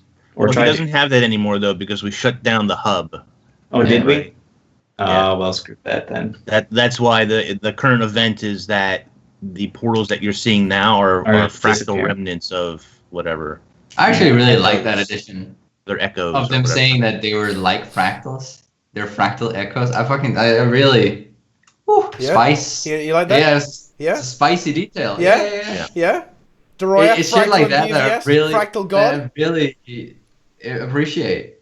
Fractal Tiny remnants on Earth, though. What does that mean for Tyria if there are fractal remnants on the world? Not itself? fractal remnants, but it's an No. echo like the. They'll keep fractal, right? repeating. Yeah. They're stuck Right, I in a time. understand that they'll so- keep repeating, but like, what does that mean that there could be fractal kind of echoes on our actual world and Well, not in the I fractals? don't know. You tell me. That's We need a mind spike for that, dude. Yeah. We need a mind spike, man. But yeah, dude, the fractal story is so sad, man. Honestly, it feels so bad. It feels bad. Okay? Speaking of fractal story, but let's not talk about that. Okay? Doesn't he Go- end go with his play mom or something though? Go I play don't the remember the fractals, story. guys, Bad to though. find out about that. Okay? Go do. No, I go skip do over 100 that to kill the boss. I Go don't do have time to listen to 100 that. cm, dude. Go and get in the 100 cm action. Yeah, Tyria is a fractal confirmed. You know, it's 100. But there you go. And then Nice. that's why I think after Cantha expansion, it's expansion for Space. Guild Wars in Space. Guild Wars in space. That's right. Doesn't- We escape from our fractal prison because we have become sentient and realize that we are in a computer program Yeah. and go out to different planets and Yeah. become planeswalkers like the other gods. So in a Oh. game, we become sentient, realizing that we're playing a game in a game. Whoa. Yeah. Is Whoa. that what you Exactly. said? Oh. Dude, Not that's pretty crazy. not that we're playing a game as characters, but that we are in something that's not a real world. And then Abaddon comes back like Noxie says, and we can buy the Abaddon mount for Yes. 2,000 Yeah. gems. Yeah. Please Dude, just let me Abaddon Mount make now the gets some Abaddon value. That's statue gonna be in some the guild serious hall. value, dude. That's So, gonna be big money. Okay, I'm just gonna say it. You That's gonna be just fucking big cash. you just hold his Abaddon's tentacles and ride mount. his head. fucking right at God, yeah. Go. Just What would he be? He could be like he could be a jackal, just be a teleport, jackal. That's it. teleporting head. If you catch the scarab plague, do you turn into a scarab? What about Yep. scarab mount? By the way. No, They die. eat your insides. Oh yeah, scarabs eat you, but then maybe you come back from the dead as a scarab. Because I think Or as an awakened. can we have a scarab playable race? What? do you want? I'm a scarab mesmer. That's Yeah. the cough syrup talking. Wait. Yeah. I mean, can we not have it? You know, maybe with a scarab gameplay. They won't have to display armor on you, so it's a Exactly, possibility. because you're a scarab. So it's a big saving on armor skins because you can't even wear any armor if you're a fucking scarab, dude. People are gonna complain about the clipping anyway. You know what scarabs are, though, guys? Like dung beetles, okay? Just that's for reference. Dung beetles is commonly referred to as scarabs. All right. So Joko, he's about scarabs, but really he's about insects that It's push about around dung. feces, guys. Okay. But are all scarabs dung beetles, or just dung beetles a type of scarab? I think, I think it's kind of, isn't it more of a generic? I think it's a bit of a generic term, but I think that's what it commonly refers to. Mm. So there you go. I don't know. So let's talk Somebody about look that E3. Yeah. Oh, Oh, wow. When is that E3, happening again? boys. Yeah, I feel like I ask that every time. When is that happening? Well, I've seen a lot of people June in chat 12th, saying right? that they think, the 12th of June. Did you see a the lot of layout people- though? Yeah, we'll talk about that in a second. But This- June 12th, people think that's a Tuesday, by the way. People think that's when we're getting the next batch. Where? Oh. I mean, wait, 12th? June 12th, yeah. Oh. It might be. It might be and that. then if or they it might release be, the week Dude. before. Guys, everybody in chat, that means you should probably start buying a bunch of minis. All of the minis. Yeah, Ajax says I don't believe for a second that anything spectacular is actually going to happen. It's going to be meeting rooms that they're sitting in. They're going to be talking to journalists about the newest patch. They want to hype it. That's it, guys. That's it. I don't know. Buy all the I minis. tend to For those who agree. don't know- I tend to agree. Yeah. For those who By don't all- know, ArenaNet has 2 spots booked for E3. and both of them are small meeting rooms on the floor. That's it. Why 2? So Because more journalists, I guess. I don't yeah, know. 2 different. Some narrative talking, and then Mike C Are they talking next to each about. other? I don't know. Yeah. Yeah, they're next to each other. Okay, Yeah. can they take out a wall or something? Don't know. Make it a bigger room. Look at all this room for.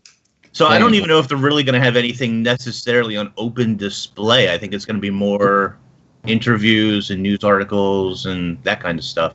Yep. By They all might. means. They might be talking about a future World vs. World update or something that they're super excited about releasing, but something that's obvious. It's gonna be obvious. It's not going to be All World minis. vs. World. I still think it's somebody's mobile, but It's gonna be something obvious, and Time then to buy all the they're gonna minis. do their journalistic interviews. They're gonna hype it up out. That's it. It's it. guys, it's one room twice. It's one room twice. That's a good one. Buy all the minis. Buy all the minis, guys. Buy all of them. Get all those minis, dude, for just collect them all up. Get all the little guys. Collect them That was a all. good meme, though. That was a good meme. Well, and the minis have been back for sale recently. They've been doing a mini blitz more recently on the gem store. Oh. I don't know. Buy all of them. There's going to be a spike once that mobile game hits. Yeah, you'll have to pay full price, but you still have to pay All 400 gems 400 gems. I don't know. for fucking I don't. Yeah. pixel pig. I think it's not going to be much of an announcement. I think. I mean, it isn't even proper booths, right? It's just meeting rooms, which is kind of a bit of a giveaway there. Maybe we get some info on. I don't know. What can we even get info on? Like, realistically, I don't think. I think mobile app is probably the most likely thing we get out of this, like some kind of announcement with regards to that. But is that really that interesting? It's going to be like guild chat and stuff, I guess. I don't know. Maybe they'll do something really cool. But the thing is, when it's not going to be World versus World, because realistically, that's not coming for until 2019, and not another right? year. Yeah. The other option is that they're announcing the next expansion. No. wait for it. Wait. A year and a half in advance. Wait for it. They're announcing the next expansion for like 2 weeks after it, because in this episode, Joko literally kills everyone in everywhere, and you have to escape to Kantha. Season's over. Guild Wars Season's 3. over. 3 episodes. Nice. Yeah, that'd be good. I would imagine that they have to have the Griffin somewhere by a door. I'd be surprised if they didn't take it with them to E3. I genuinely don't think that they'll have anything other than the ArenaNet logo on their door, and then it's shut. That's it. That's Closed it. door meetings. It's closed door meetings. It's gonna be some interview. I still think that they should have. news raid or living story or whatnot. But we are all agreed that they at least need to have the Griffin statue and Griffin races available to play. Hey, that's easy promo. I mean, people love that, dude. People love that. But they don't have any space for it. Are they gonna cram it into a meeting room? They'll put it at the door, like they did for. Outside the door. No, like right as soon as you walk in or something, like they you did for you gotta like PAX cram East. your way behind it. No, to open not the at the door. booth. At the booth. You have to fight the Griffin to get in and get your interview. You have to beat this Griffin race on gold before you can enter the meeting. Hey, that could be really cool with VR. It checks because you have to scan your phone with the Guild Wars 2 app to see if you got the achievement. Boom. There you go. Yeah. That's What how it it really is they're gonna have Guild Wars 2 Griffin Race VR. You just gotta put your phone on your face, sit on the Griffin, Great and idea. then you just fly around. Yeah, Oh, gotta dive, get back up, collect the things. There you go. I think we need that. Easy. Yeah. And then all you gotta do is buy your own $100,000 Griffin statue for your house for the full experience. For the full experience. Sitting there. The gem store. You know what? 10 million gems. You know what? Guys, can we just talk about this fact? Okay, I wanted to talk about this a while ago because I saw this in chat. Okay, and we're kind of memeing ourselves here a little bit. You know what we need to talk about though. Accept the reality that Path of Fire will have been out for a year, and will just have got all the Heart of Thorns legendaries by that point. Yeah.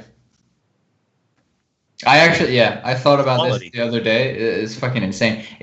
I thought about it when somebody on Reddit put a thread about like, when do you think the Great Sword is gonna come? I've been waiting since Heart of Thorn's announcement, and it's right. Like everyone's like just been sitting there waiting for the next legendary for 3 years. Yeah. Well- They may have underestimated the amount of time they would take to make those. Yeah. Especially when you have Slightly.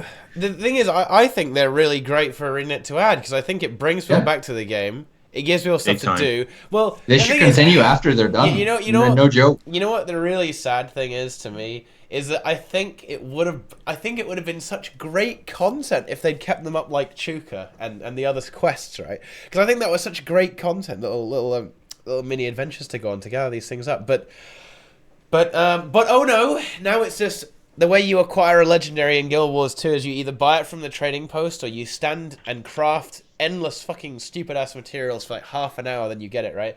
Like, oh, oh my god, seriously, like, what a fuck up, dude. Oh god, I don't want to flame the game too hard, guys. Okay. I mean, all that aside, so to speak, like, I genuinely believe that they should continue right after they're done with Gen 2. They should continue with Gen 3. They shouldn't actually stop. Gen 3 by expansion 4? No. Just continue it with the living story. I think they'll lose out a huge quality for the players coming into the game or just like playing the game if they discontinue legendaries altogether or legendary weapons altogether after they're done, because it adds so much flavor to a lot of people every single patch. Yeah. And also it just pulls out a lot. It's a massive gold thing. It pulls out a massive amount of gold. If they discontinue it, they'll devalue a lot of things in the game. Instantaneously. Yeah. The market will go fucking ape shit over the course of a year. What if they move on to Gen 2 something else though, like legendary armor? I mean, that's not gonna happen, but yeah. What if it's just a skin for your already purchased legendary? I mean, that's fine, but it's not gonna happen. Going to see another set of legendary armor in the entire game. Never. If it's just a skin, that's you guys don't want. Did it take them ages? to 1 year. No, it was twice, only 1 year right? twice. Okay. When it released, they got roasted for it. And they still get roasted for it. We're never saying another stuff. And then Brazil was sacrificed. Feels bad. Brazil was sacrificed. And also, you know what's funny? Do you know what's funny? Legendary armor still can't dye it. Okay, the heavy still can't dye it. Yeah. What if working as part of the 1 year release, you have to grind a bunch of those fragments, whatever that you get with the currency, and you make a legendary skin for your legendary armor that actually is dyeable. What? So, instead of fixing the dyeable armor, the old one, we just make them craft a new one. Make them craft a new one that does the thing that the original should have done. Oh man. Perfect. I mean, obviously, I think they're going to continue with. They still need to finish the ring, right? Oh, the ring. And then what? We still need an amulet and another ring and another accessory. So, I mean, that'll keep them busy for a while, you know? Yeah, but like they're definitely not gonna tie that to the living stories. Like they might tie the amulet to the end of the living story and all of them collectively. Like that's my theory. Like they did with Aurora, they tied one to all of the episodes. They might do that again, but I don't think see them adding one to World vs. World. Yeah. World vs. World, PvP, they're probably getting one each. That's it. There you go, ArenaNet. You want me to play PvP? Add in a legendary accessory. Ring, whatever. That's literally the only thing that can get me back into PvP. There you go. That's, yeah. Lifts? No. I don't know. It's... I just want them to continue weapons. Ben, I think chat, boys. That's it. We'll keep that in mind. There you go. Ain't it, Ben? I'll keep that in mind. What up? Buy the memes, guys. That'll get you back in there. Guys, no memes. No memes. No memes. Okay, quickly. Hide them. Contraband. Get it out of here. But I think that's obviously going to happen eventually. But how long is that going to take, guys? Okay? It might be a little while before we Next see year. this stuff. it's not like I was expecting it around the corner. I don't mind waiting for the next legendary ring or whatever in World vs. World and stuff. I mean, you know what? I wouldn't be surprised if they went and said, you know what, we're going to add Gen 2 underwater legendaries after they're done with whatever. Hey. There was a point in time. Teapot's about to pass out. There was a point in time where, I would have said that was impossible, but it does feel like they're trying to prepare themselves for future maps depending or whatever. on what the next few maps are, or if the next expansion is Cantha, maybe they release a set of underwater weapons with Cantha, and it's not that many weapons. Right. Yeah. I mean, don't get me wrong. I don't expect it anytime soon, but it wouldn't surprise me if they said, "Hey, we're going to extend the collection and do underwater as well." Mm. I mean, because I think it's clear that their attitude on underwater has changed, right? Slightly. Really? Are we genuinely expecting an underwater map to be coming, or are we just going to see deeper ditches in the map? Map with underwater, heavy underwater, and I wouldn't say fully underwater. Right, heavy not fully. Underwater elements, 100%. Yeah. I see it possible, yeah. The thing is, what is really sad about Guild Wars 2's design with regards to water is that they're very limited in how it works. The water level is always... They can't have, like, a lake here. Hang on, let me just make it... Okay. They can't have, like, a pool here and a pool up here, like on a hill or something, right? It has to be all on the same level. Because of the way the game is made, there's like this... They have this plane, right? This flat plane. Anything below that, swim. Is water. Everything above that, not so easy for me, right? And so they're very limited on the way they can design maps like that, in my opinion. Yeah, I just want deeper trenches, so to speak. I want a lot more depth, like in that ore map. It's just deeper water. It all feels so straight to devastation, exactly. It all feels shallow in all the other maps.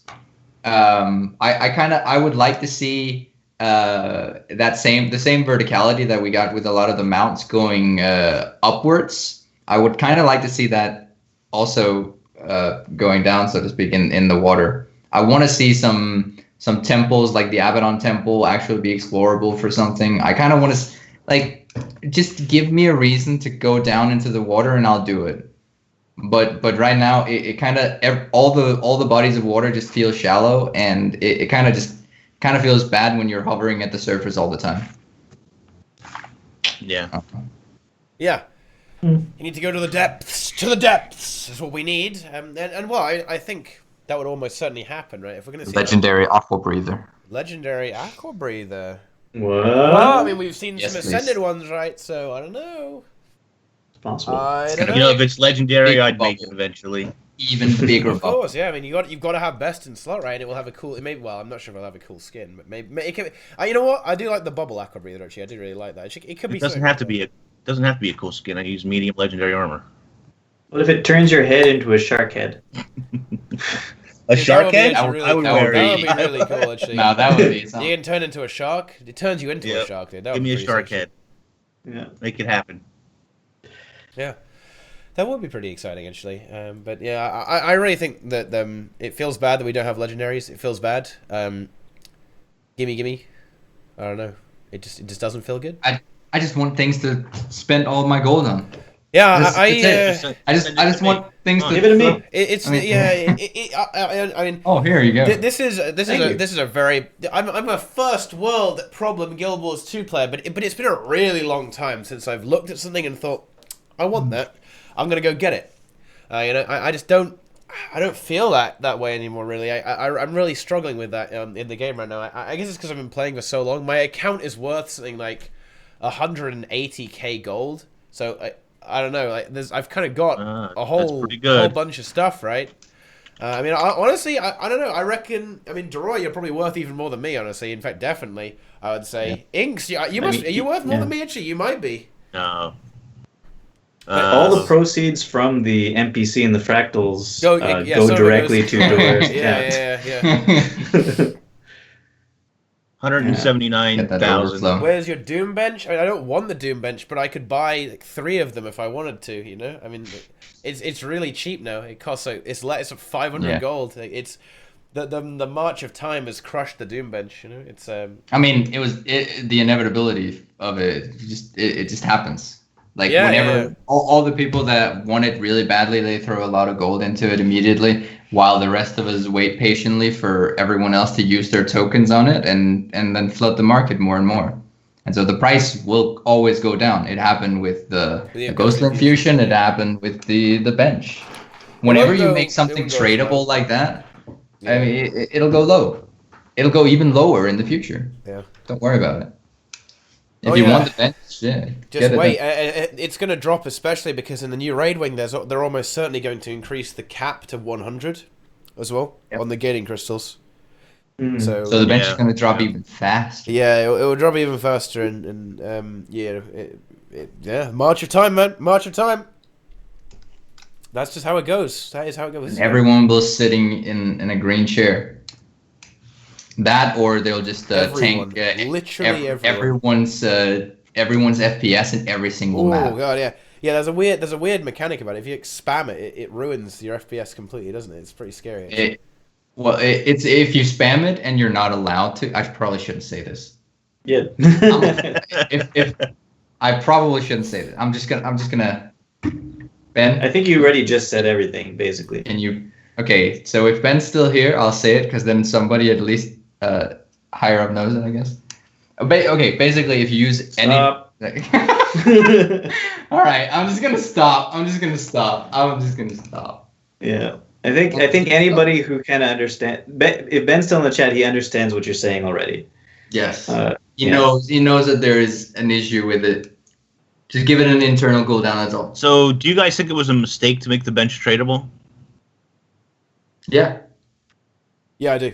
I think they shouldn't have done it. They should make stuff. I think they should make stuff completely exclusive to raids. I think there's some things you shouldn't be able to get anywhere else except raids. Well, to a certain extent that's always the case, like with the scythe. But I think if you're gonna have this big, I think the big 2,000 shard ultra rare drop shouldn't be on the trading post, in my opinion. Yeah, I think there's a. It pains me slightly whenever people who's never killed Doom can sit on his throne. It kind of just. Yeah, it just doesn't. There should have been the Doom bench that's not tradable, and then there should have been one priced at 1,500 shards called Mini Doom Bench Junior. That's just a much smaller version. Mini Doom Bench Junior. Just sitting on a boosted state. Smaller version that is tradable, and then So Lily, the solution to if you get a chair more than once, let's say, and it's not tradable, you would be able to trade that to the vendor for whatever the currency is. Yeah. Right. That's how they've dealt with stuff like that in the past. Like a stool, instead of a chair, it's just a stool. The Doom stool. Should it even be obtainable with shards? That is actually a really interesting question, and I'm tempted to say no even, but that would be very frustrating in my opinion. For example, I killed Matthias every week since week 1, and it took me over a year to drop the Matthias stuff. I still don't have it. See? I don't raid as much as you guys, but I don't have either of those. I don't have the staff either. Never dropped for me. I'm okay with things obtainable difficultly through raids being tradable because that allows raiders to get a different form of income. But I think that there should always be one thing that's slightly cooler than those things that's not tradable. Right, yeah. I think the issue arises when the coolest thing is the tradable thing. That's when it's like, Yeah, exactly. That's why Mini Doom Bench Junior. Or not necessarily the coolest thing, but like the most detailed or special or like, because like this is a completely new thing. It was the first seat to ever be sat in, so to speak. It's like it should have some kind of exclusivity to the people that actually do it. I don't mind people buying it with tokens at all. I think that's perfectly fine. I think there should also be something for, and now this might be a little bit tough because it depends how you group the raid wings. But for example, the first 3 raid wings, I felt like if you completed all the achievements, you should have got the Soul River glider rather than selling it on the trading post. And I feel like there should be a special mount skin of some type for, for doing all the raid stuff. Yeah. All the CMs or whatever of a given cluster, let's say. Yes, stuff like that would be really cool. I mean, I think, I'd really like to see, just like we saw with the legendary gliders, right? Having some unique mount skins come into play. Right, exactly. For PvP, for World versus World, and then of course one for PvE as well. I mean, imagine like a fractal jackal, dude. I think how sick of that would be actually. Ooh. That would be fucking amazing. It would be absolutely amazing. Just more, and they sell so much of it on the gem store. Like they sell enough awesome looking stuff on the gem store that I don't know. I think it would be nice if you could earn a little bit of that stuff, especially for high tier content achievements. Otherwise, I think that's exactly where the problem arises. Probably is that they assume that if you can get the prestigious things in game, you're less likely to buy a less mediocre or more mediocre one, and that's probably true to some extent, but they also want to sell variety via grab bags, right? And the raiding population Teapot was saying earlier is 5%, maybe 10%. So the amount of people who would be able to get some of these things is probably not that high. The target is very low, and that's something that is very concerning. It limits the amount of time that they can invest in something like this. I mean, they can't invest too much time in developing this stuff because it's not going to be used by a huge amount of players, right? Yeah.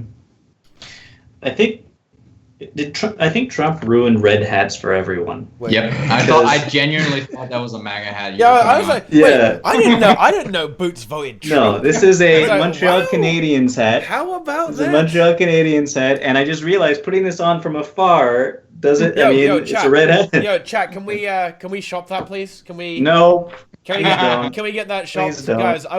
Right, by the end of tea time, I want 5+ people tweeting at me and Boots, okay, and Deroir and Inks with Boots shop to have a MAGA. I would really appreciate it if you didn't do that. Please don't. Make it happen, boys. Make it happen.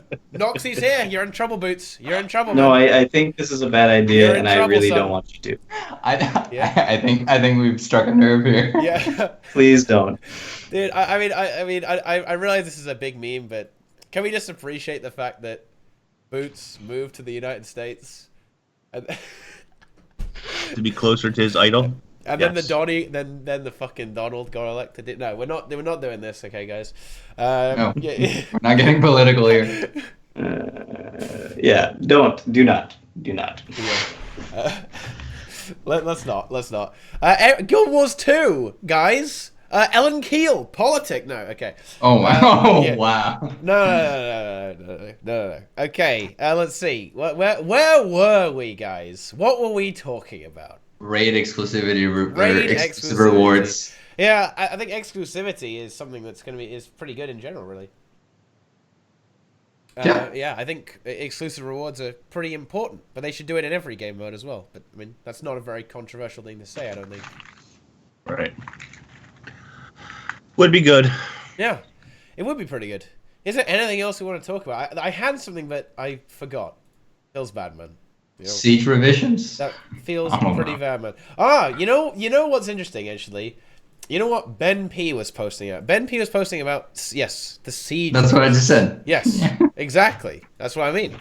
Okay, that is a very interesting thing. And we saw this post, and it has been a long time coming, but we might be finally seeing some changes to siege. And I think, well, I don't know. It's actually a really difficult decision, actually, because it depends the direction that ArenaNet wants World versus World to be in. If they want it to be objective centric or fight centric.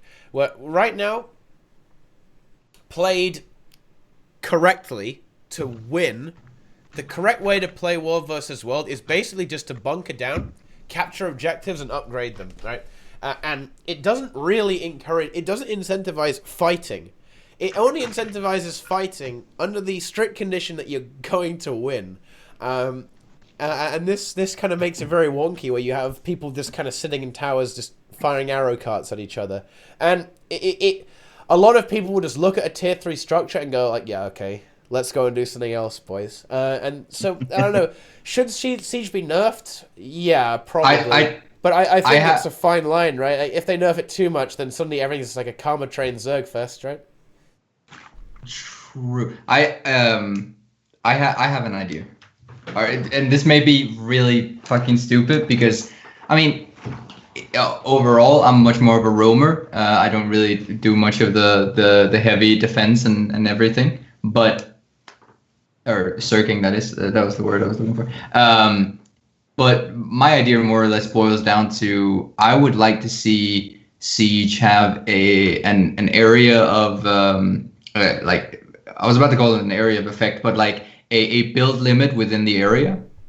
So like, say within 1,000 range, you can only build one of each, so to speak. Oh, so you can't stack, so you got stack arrow carts like beside each other. Yeah. Or you can't you can't just stack like maybe make them different, so to speak, so that like arrow carts have a 1,500 range and normal what are they called, the door breakers, what are they called? You know Rams. what I mean? Rams. Thank you. They have like a 100 range, so you can't just stack them on top of each other, but you can place them beside each other. Same with catapults, like 500 range, something like that. So that you kind of you limit them internally, so you can't stack them next to each other and just bunker down in one safe spot. I kind of like to see that. It seems like a very, like, because I don't believe that the damage necessarily is an issue for any of them. So trolling would be a big issue, right? Well, yeah, but I don't know. I think some of the Siege is just very unfun. I mean, to be honest with you, if you have a fully sieged tier 3 structure, if you have like 20 people who know what they're doing, I don't know, dude, it's going to be so difficult to take it.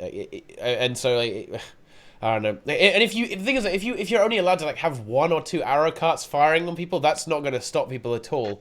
Right. I don't know. It's a real. This is why it's kind of a fine balance. Like, there should be a defender's advantage, but I don't know. The trouble is, like, again, shield generators are another really big problem in my opinion. Like, shield generators are just ridiculous. They just completely nullify so much. They completely shut down ACs. That you can also use them defensively to like just permanently bubble stuff, so you can just shut down all the projectile stuff. You force kind of the golems or the rams. Like, oh my goodness, pretty crazy stuff. And yeah, and Deroir, I actually really like your solution here, like limiting the amount of siege you can stack up. But I think it's still pretty tricky, right? With because yeah, then you can kind of get trolled. But then again, I guess there isn't too much trolling, right? I guess there's not. There's always the option for trolling. There was option for trolling earlier as well, where people from other servers would just pop in and drop siege and inside the base or whatever and build it there. Like there's limits to it. There's always gonna be the option for trolling. But I mean, yeah. I don't know how to combat that in a system like that, but I think that given the right circumstances and not too many trolls, it could be a cool alternative. I know that I'm saying that to the internet, and that's kind of yeah, but you get the gist. I think that's a very simple solution to it, which would, I don't know, possibly make it cool. We should probably get Roy on at some point to talk about the changes to Siege. We should probably get Fastcar on. He knows all about it. Now, here's the thing, dude. Like, the thing is about the War versus people. If you ask Roy, right? So a lot of people like Roy and like me are very fight centric. The reason I play World versus World is to fight people, is to fight and kill enemy players. For me, I don't even play Siege. Is like a waste of time to me. Like, dude, arrow carts are worthless. Like, why? It's just like, it's stupid. Like, it's a waste of time. Like, it's not fun. I don't like sieging. Right? I don't like it at all. But the thing is, you have to kind of access people, to bait. The only reason I even attack structures is basically to bait people to come and fight me. And do world versus world dailies. But the thing is, there are people who enjoy that, and I think ArenaNet do like the objective-based gameplay of world versus world. But the thing is, it's not really what I like, and it's not really what a lot of people like. A lot of people in world versus world like fights. Right? They like the big, like 15v15, 30v30, 50v50, right? And for that, Siege is just a huge annoyance. Like, all Siege does is it allows that not to happen, right? It prevents that stuff from happening because the enemy team can just defend really easily, and you're going to lose really badly. If you fight in even numbers under arrow carts, unless you're a lot better than your opponent, you're gonna lose really badly, right? Because of how strong arrow carts are. So if depending on who you ask, you're gonna get radically different results. I mean, honestly, there are legitimately some people in the World vs. World community who would just say like delete Siege, right? Just delete ACs. And honestly, I think that's a mistake. Here's the thing, like, I'm kind of sympathetic to that, because I honestly, my ideal World versus World map is like a massive flat plane, everyone just ports in, and you just smash into each other, okay? Like, dude, because I fucking love fighting in World versus World. I love the combat in World. It's so good. It's good, right? yeah. It's so What if for the like the Siege, the more effective Siege? What if for the more effective Siege, like arrow carts, you need more than one person to man them?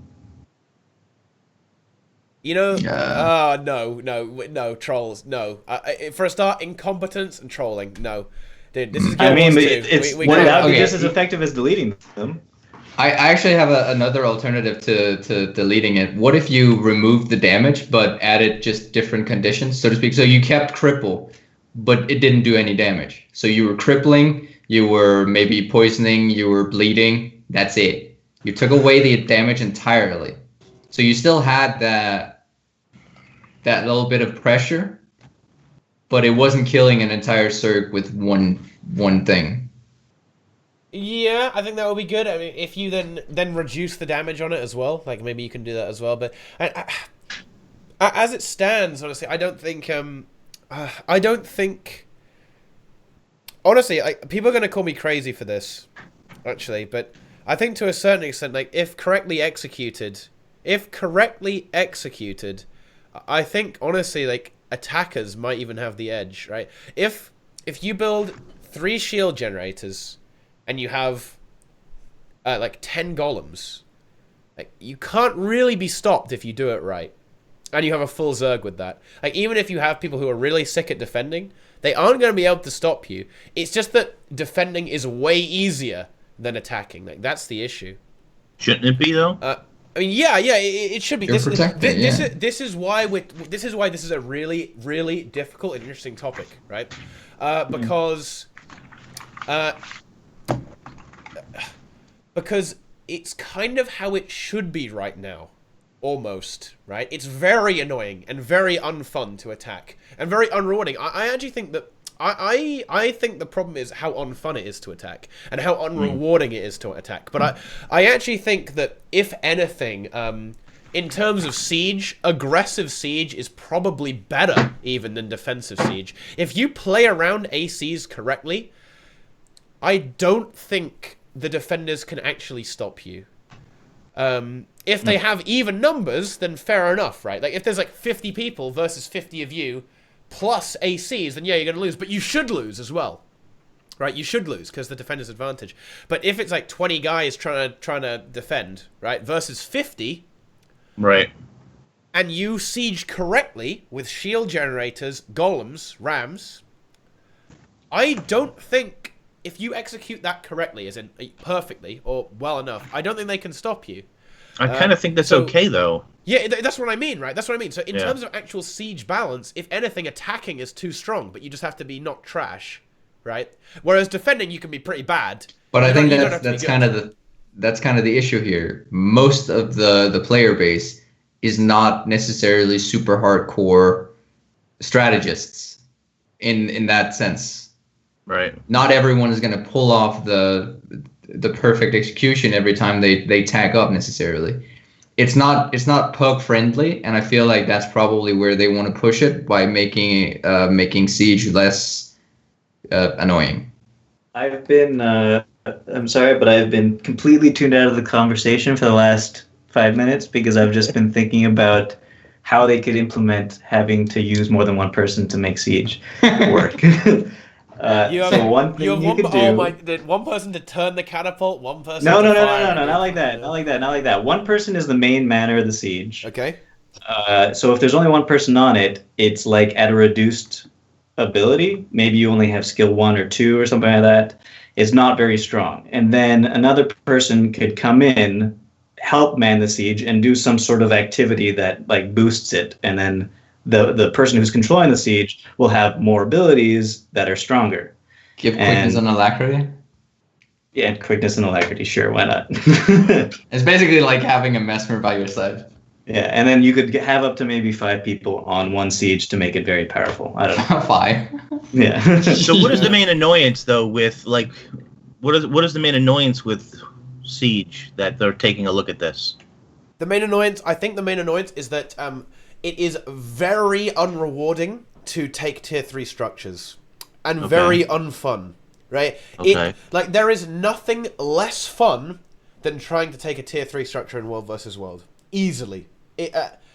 Honestly, the relief you feel when you finally capture it is because it's finally over and you don't have to do it anymore. And is that because it's too difficult to break down the walls and the defenses? Honestly, the thing is, it's not actually difficult. It just requires a little coordination and time. And here again is the thing, right? I would completely understand if ArenaNet says that's how it's supposed to be. Right? Because that is how it's supposed to be. That's the fantasy, right? The fantasy is that you lay siege to this keep, and it takes you hours. You slowly, you cut off their supply lines. You grind the walls down. You slowly drain them till they don't have anything left and they can't rebuild, right? Then you get in there and you whittle the siege down. You die. You keep whittling the siege down until they have nothing. They got no ACs, and it's just players v players. Then they have, but the thing is, I actually think a really big problem is actually the fortifications you can add, so stuff like emergency waypoint, right, and the invulnerable walls, stuff like that just makes it so it just takes forever, right? Because they can spam respawn and slowly grind you down. Like lords with Ironhide take a 50-man Zerg like 10 minutes to kill, even if they're doing like PvE DPS rotations on it, right? Like, it's just and then when you finally do it, you get a champ bag. So okay, let me try to switch the view for a second. What would be rewarding enough? Like what would feel rewarded for that? Is it possible? Okay, yeah, because Pharma says there's also nothing fun about spending hours upgrading it for 70 people to come and flip it in 1 minute. That's a very good point. Now, is there a way to balance that? Is there a way to say, if it takes this long to take it because it's so upgraded, should it be that difficult as well to upgrade it in the first place? Well, it is. It just kind takes of already time. difficult. It really just takes time to upgrade. It's not very difficult to upgrade. Like with stuff like packed yaks, and if you just have if you just pay attention a little bit, it's pretty easy to upgrade stuff. It doesn't even take that long, really. Should it be more difficult to upgrade stuff? It sounds like it needs to take a little bit less time, so maybe nerf some of the health of the walls or some of the defenses or something, and make it more rewarding. Yeah, I the thing is, I'm more on the reward side here, and I know I kind of beat this horse quite often, but I'm more on like, say a tier and just a tier 0 tower or whatever, baseline world XP, tier 2. Double the world XP, double the champ banks or whatever, triple for the triple. So you're compensated in that way, in the way that World versus World rewards you, so to speak. The direction I would take is it probably I would probably say, maybe some potion, probably World versus World reward track for beating it. Maybe some skirmish chests. Extra world experience, maybe World versus World boosters, stuff like that, for taking stuff, make it more impactful. So when you capture something, you get a lot more war score when you capture it. That contributes towards the skirmish. Probably some gold as well. I would just put cash on there as well. And I don't know. Like, I think maybe just be a bit bold with it. Like, you might say, but this will just turn into a farm. And how do you counteract this? I think the way is that you make this a very two-sided thing, and you make it upgrading is worth more, but also defending is worth more. Right now, defending is like a fucking once every 5 minutes you get an event. Well, gee, no, thanks, right? You only get an event if somebody hits it. Yeah, only if someone it's actually contested, right? Yeah. What needs to happen is that you get heavily rewarded for defending and holding objectives as well, right? So again, maybe some skirmish chests, maybe some World vs. World, more World vs. World XP, maybe a World vs. World boost, maybe some World vs. World currency, some those little those weekly not the weekly tokens, but I don't know, maybe proofs of heroic or something like that. But just World vs. World related rewards, maybe some a bit of gold or something, or a token you can exchange for something valuable, right? We already have too many tokens in World as well. That is true. Actually, that's way too many tokens. Off our tier 3 cap will be real with that, with more rewards, and that's true, and that's what ArenaNet has to be careful with. That's why they're limited and they can't go too crazy. But I really think that defending and capturing should be more rewarded, but also, and this is why alliances are so important to me. Listen up, ArenaNet in the chat. They need to make it so that people actually care, right? Right now, I'm gonna go to a website called guildwars2stats.com. Okay, now here we have the server. Okay, guys, so let's look at these servers. I'm gonna look at the KDs of the server, right? So the strongest servers by KD are Whiteside Ridge, Vabby. Well, I mean, this again, like it depends on the matchups, right? But basically, like two good servers are Whiteside Ridge and Vabby. Those are like the two good fight servers, basically. Okay, and Vabby is fucking at tier 4, and Whiteside Ridge is tier 2. Okay, it's because like people don't care, right? They just don't care about capturing, so that no one really cares about PPT except for like a very few servers, right? Not like even in tier 1, people barely care, man. Like it's a big problem. But with alliances, people will be motivated to care because it's guild pride, right? Server pride dead. New pride, boys. Guild pride, okay? But guild pride might as well die. Great again, dude. That's the thing, though. Like you have to consider this. Guild pride might as well die just as well as server pride does. There's no guarantee that anyone on that guild alliance will care about the pride. That's worth a shot, though, isn't it? No guarantee. Like, for all intents and purposes, for all we know, those same Vabby guilds and Whiteside Ridge guilds will still not give a shit about that pride. They'll just go for the fight. That is definitely true. The incentive is missing. And the incentive cannot just be pride. Pride has to be represented somehow.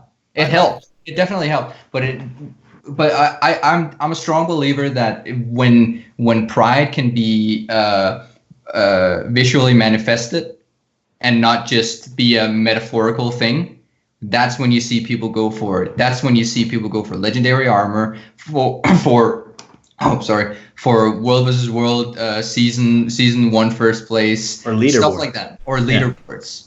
It's because it's pride manifested. You get something to show for it, even if it's just a guild statue. I think a really huge part of this is going to be, for a start, stuff like the statues coming back. A server trophy cabinet, or a guild trophy cabinet, right, or alliance trophy cabinet. Yeah. But also end of matchup rewards, right? Yes. End of matchup, absolutely essential. Mm-hmm. And if they bring seasons back, which will be really good, by the way, especially with alliances, those season rewards have to be good, right? They need to be good, they need to be worth having, and they need to be permanent, right? Okay. And it's going to make it snowbally, but honestly, like, if it makes it snowbally, then who cares, right?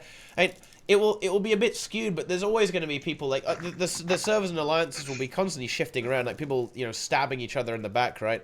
I don't know. I think I have a little bit of faith, and hey, you know what? They can experiment a bit. I think ArenaNet should be bold in situations like this, and I think they can be. For example, they'll stack guys, but the thing is, like, if if they do that too much, they can just nerf it, right? For example, with Season 5 PvP, the rewards were just busted, right? And so they nerfed them.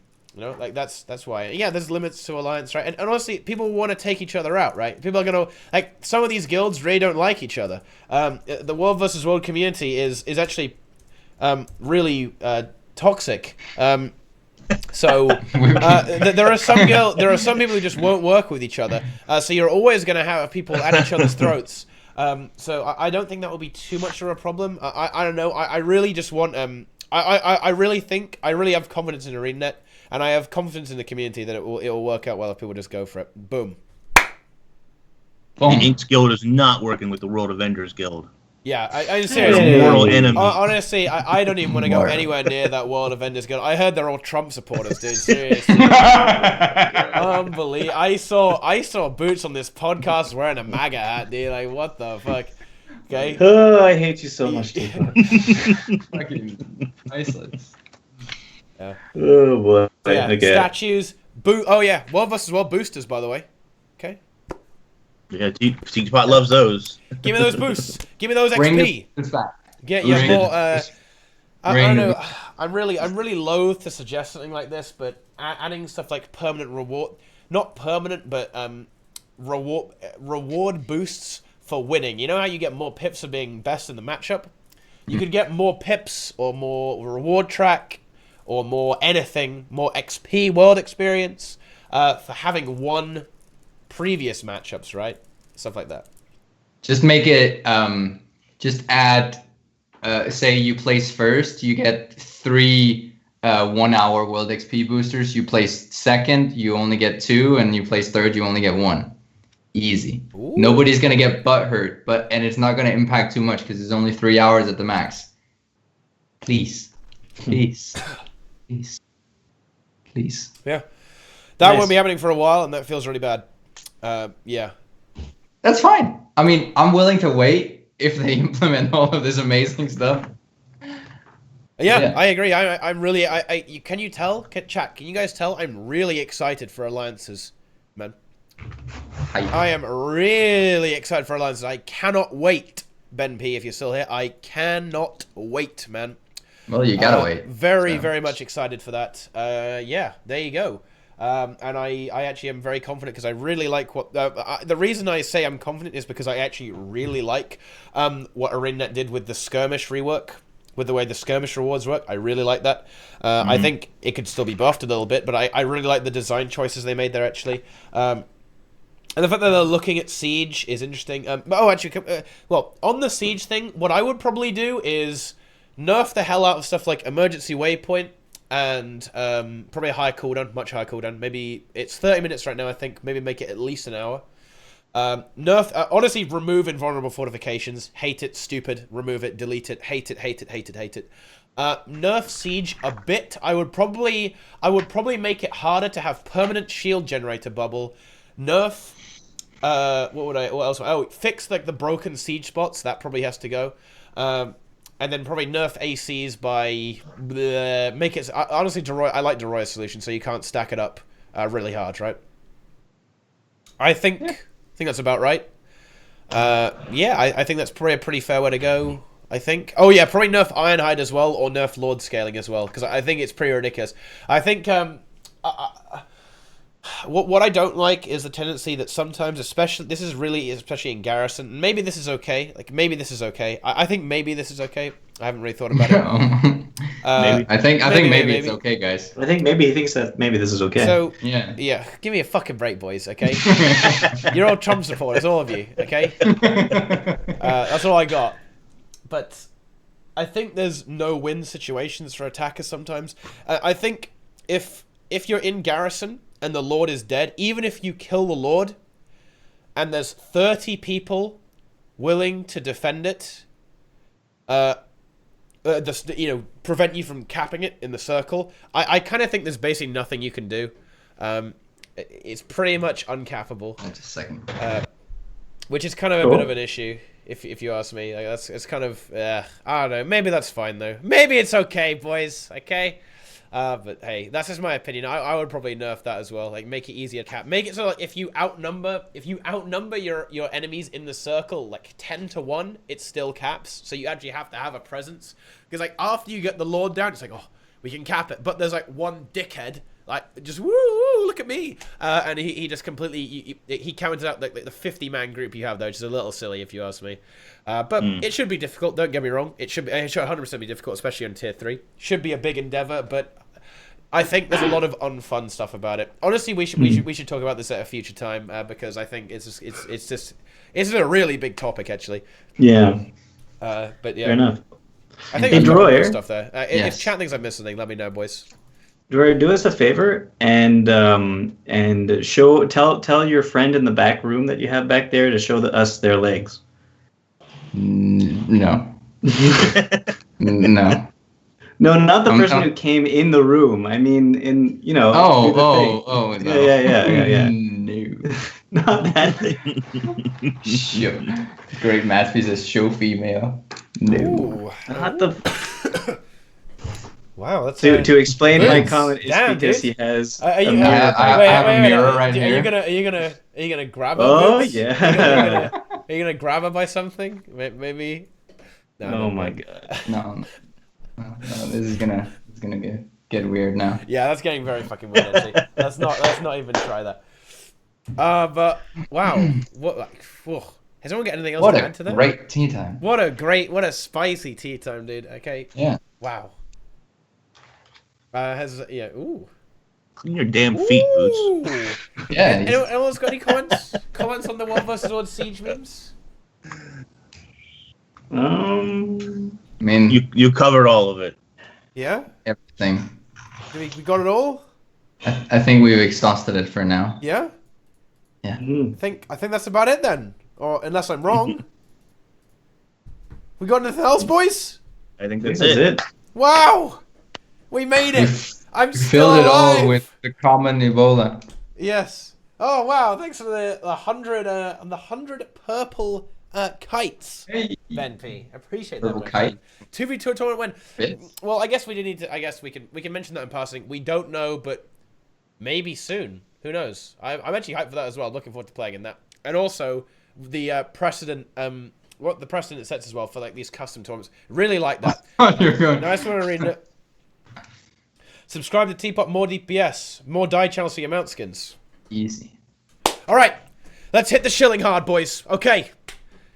Here, with beautiful legs. Okay. 2 pairs of them. It is Indeed. Deroir Gaming. I've got 2 pairs. I've got 4 legs. 4 legs. Yeah, the Centaur. one's in the mirror. Spider One's in the mirror. One's in the mirror and one's not. Hey. Oh yeah. Flippers. Yes, it is I. You'll find me most commonly on YouTube. It is I, Deroir.